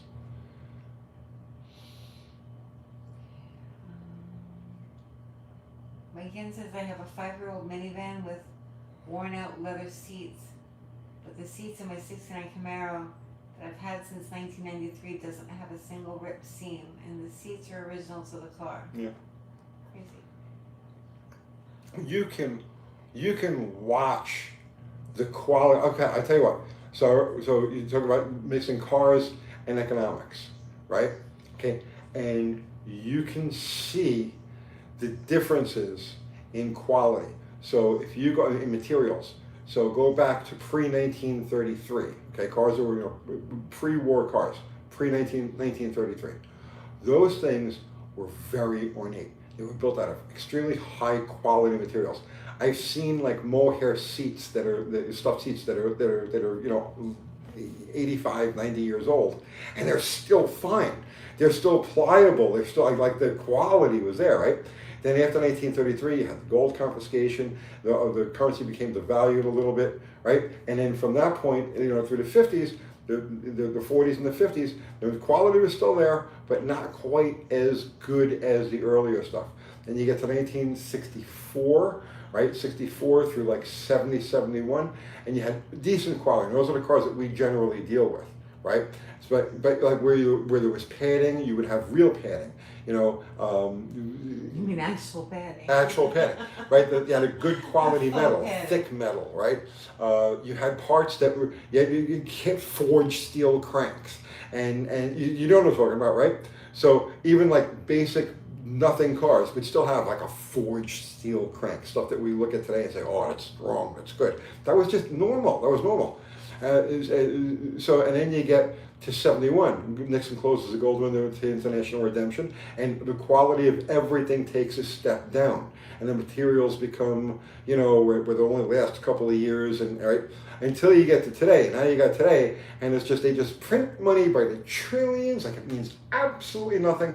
And literally every single thing you buy that's new is a Dixie cup. Use it up, throw it away. There's a definite trend that if you look at economic milestones through the course of this country's history, and you look at the cars or the machinery in general, through the course of economic history, you see a definite correlation between quality, the degradation of the currency, and the degradation of the materials that we work with. Until you get to today, and like I said, literally everything is a throwaway. Just like the money. Well, dollars can't be throwaway, can they, Tony? Jeez, I mean, I can't imagine how they can. Okay, 63 Jeep J20 sent you $5. Thank you. What are your thoughts on AMC V8s? I love them. But that's something for me that's like really part of the distant past. Because I worked on, there were a fair amount of AMCs in the area that I was in New York, and I grew up working on a lot of them. They were great motors. They were as good, if not better, than, they were right on par with the Chrysler V8s at the time. They had no real shortcomings. Actually, the AMC motors were kind of like a cross between Fords and Chryslers. But I haven't had any recent experiences with them. The only hot rodding I've ever done to any of them, I put a set of headers on a 304 Javelin once. But that's really, as far as I can go with that. Charlie says I've been watching and I don't know what's going on. Nice.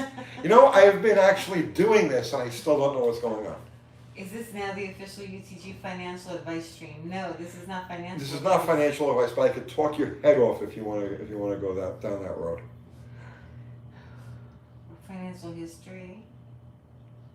You're good at history. You should do more historical videos. People love those. I'm only good at history because I try to understand the present. Right, I know. And the only way you can understand the present is to go back and look at history. Mm-hmm. Uncle Kathy, can I borrow a business idea from you? Sure. Run with it. Whatever it is. What do you need to find out one? Let's see. Chris Greenaway sent you Canadian $6.99. Thanks, Chris. UTG, your positive attitude and vibe as the shepherd. We follow gaining skill and knowledge. I want to thank you for making politest car forum. Is this the politest one? Well, thank you for the thoughts and the super chat. But I don't know. I guess we are pretty polite. But I owe that. I mean, the real politeness I owe to our fantastic mods. Yeah. Ari, Fubar, Zero, these guys are there every week. Every live that we do, they jump in there, and they've been doing it for years. Mm-hmm. You know, literally years. We're doing these lives now for a little over 4 years. We've done over 1,000 lives. Oh my gosh. Between these Sunday night ones and the impromptu ones and the Wednesday night tech ones, and we've done like 1,000 lives. Mm-hmm. And these guys have always been around. You should do a podcast. We could do a podcast. Well, yeah. Well, okay. So I've talked to Erie Eric about doing a podcast, a general car culture podcast, and we may do that. I like him. He and I meet each other on a lot of different levels.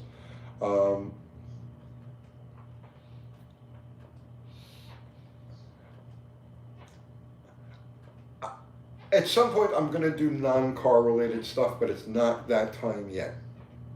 Yeah. Hoopy's Garage says, I'm glad you guys are doing the lives again. Needed a break for a little bit. I had to get. There was just too much weirdness. We had to get away. Needed a break. There was too much politics, too much craziness going on in our periphery, and I had to just just pull back, let it clear out, and then come back. And look how groovy it is. Yeah. Make content about patching a floor. Why does Joe Salende always snap his fingers? It's just his style. That's a New York. That's a 60s, 70s New York thing. Do you have any experience in using heavy heads on early poly blocks? I do not, but it's a direct bolt on. The blocks are absolutely identical. The only difference is in the pistons. The poly pistons have an offset relief for the exhaust valve. Other than that, the blocks are exactly the same. Can we see some more stuff of like the roadrunners and such? Yes. Okay, we're on for a long time. Are we? Mm-hmm. It's 10 o'clock. We're on for 3 hours. Get out of here. Yeah, because you were talking about social media. The fact that nobody wants to work. Oh man, we went off on all And kinds then of the fact tangents. that you're a librarian. I'm a librarian. I'm a ballerina. Okay. So, Tony. Yes, Kathy. We almost done now? It's 10 o'clock. I'm all talked out. Yeah, me too. Let's see. Hey Tony, what's your opinion on the 3rd gen Monte Carlo, 78 to 80? I like them.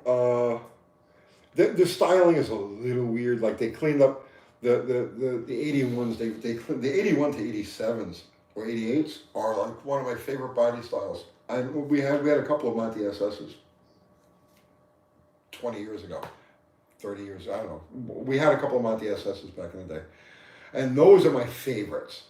Out of all the Monte Carlos, out of all of all the Monte Carlos, those are definitely my favorites. Out of all of the G bodies, those are my favorites. But the 78 to 80s, or 77 to 80s, was it? They were a little soft. I don't know. There was just something missing there. It was like the missing link because the previous generation, like the 76s, were very handsome, crisp cars. They had a lot of presence. And when they downsized it, they tried to. There was like something missing in the translation there. You know what I'm saying? Something missing in the translation. But then you get to the 81s, and they're just beautiful cars. Barrow's Garage sent you $2. $2 shout out for Ari's Apache. She will live. Yes, she will live again. All right. So, is Ari going on tonight? Ari, you doing your live? Because we infringed on his live. There's people that won't come on our live that are waiting to get on Ari's live right now. That's fine. That like the UTG taking up my lifetime. Let's see. Yeah, Ari don't surf. Yeah, Zero put up the link. Yeah, after the Tony. Okay, so you ready to go, Tony? Yeah. Do I have to edit this live stream or something? No, just send it. Just send it. I reached that point. I just don't care. I just don't care anymore. See, it's a good thing. This is why we don't have sponsors. We don't have to care. Don't have to care. Yeah. Exactly. I'll give up a few bucks. That's no problem. Yeah. So you can have an opinion. Exactly. Yeah. All right. So yeah, let's pack it in. Tomorrow we update Plan Z. So we ran the car last night. No video. That's hey. No, I know. Right. I'm yawning. Sorry, excuse me. Yeah. So tomorrow we definitely we update Plan Z. We definitely gotta get back on the Charger this week for sure.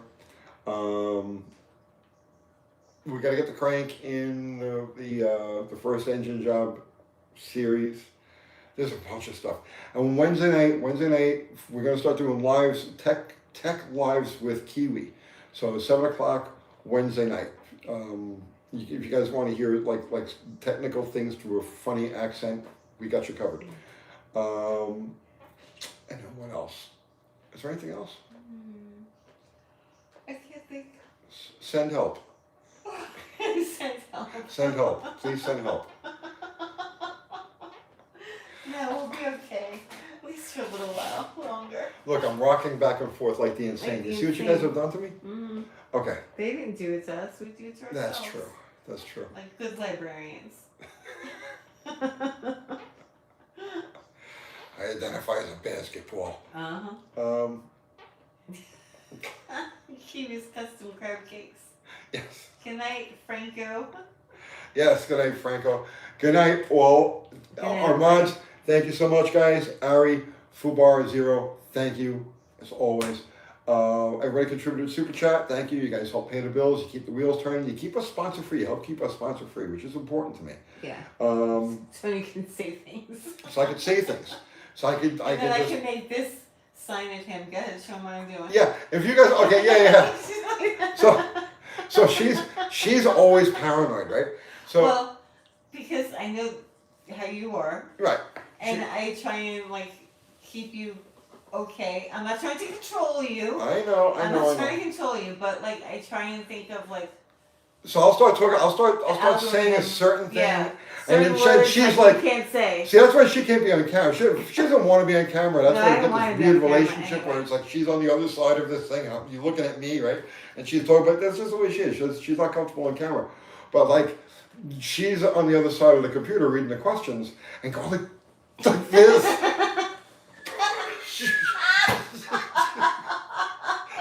I don't do that. You make all kinds of. No, I just do the. So she's making all these hand signals at me, and I'm trying to talk. I'm like, what am I saying wrong? No, it's just keywords that YouTube doesn't like. That's the only time I do that. If you say a word that I know that YouTube's like, you said that word. Shot collar live, yeah, put shot collar on Tony. That's next. Guarantee that's coming. Tom, put this on, will you? What's that? Fat Stupid's the bar. Fat Stupid's. Yeah, like baseball pitcher signals, right? Yeah, it's a weird thing. So, We're heading to Fat Stupid's afterward. you know, I bet you that place would be packed. Yeah, you think so? Let's open a bar called Fat Stupids. Oh yeah, people would love that. it's so PC. The time is right. The time is right. Because the pendulum has gone as far man. this way as it could possibly go, right? I mean, we're there. We're at maximum, like, okay, right? You know. So the pendulum goes the other way, and I'm telling you, we're right on the top of the heap. We're there. Oh my goodness. Oh man. Too funny. Okay. Fat Stupid. I missed the whole thing. Life happens. Oh, sorry, Brett McIntyre. Ah, you'll catch it on the replay, man. Yeah, it'll be loaded up as a video in a few minutes. Yeah. Oh, I got tired out. I'm sorry. I shouldn't Tony be went on. on some. I went on all kinds of tangents. Yeah, And, tangents and stuff like that. Not really a tirade. no tirades tonight. Little Just tangents. tangents. I'm allowed. And he came up with a bar called Fat Stupid.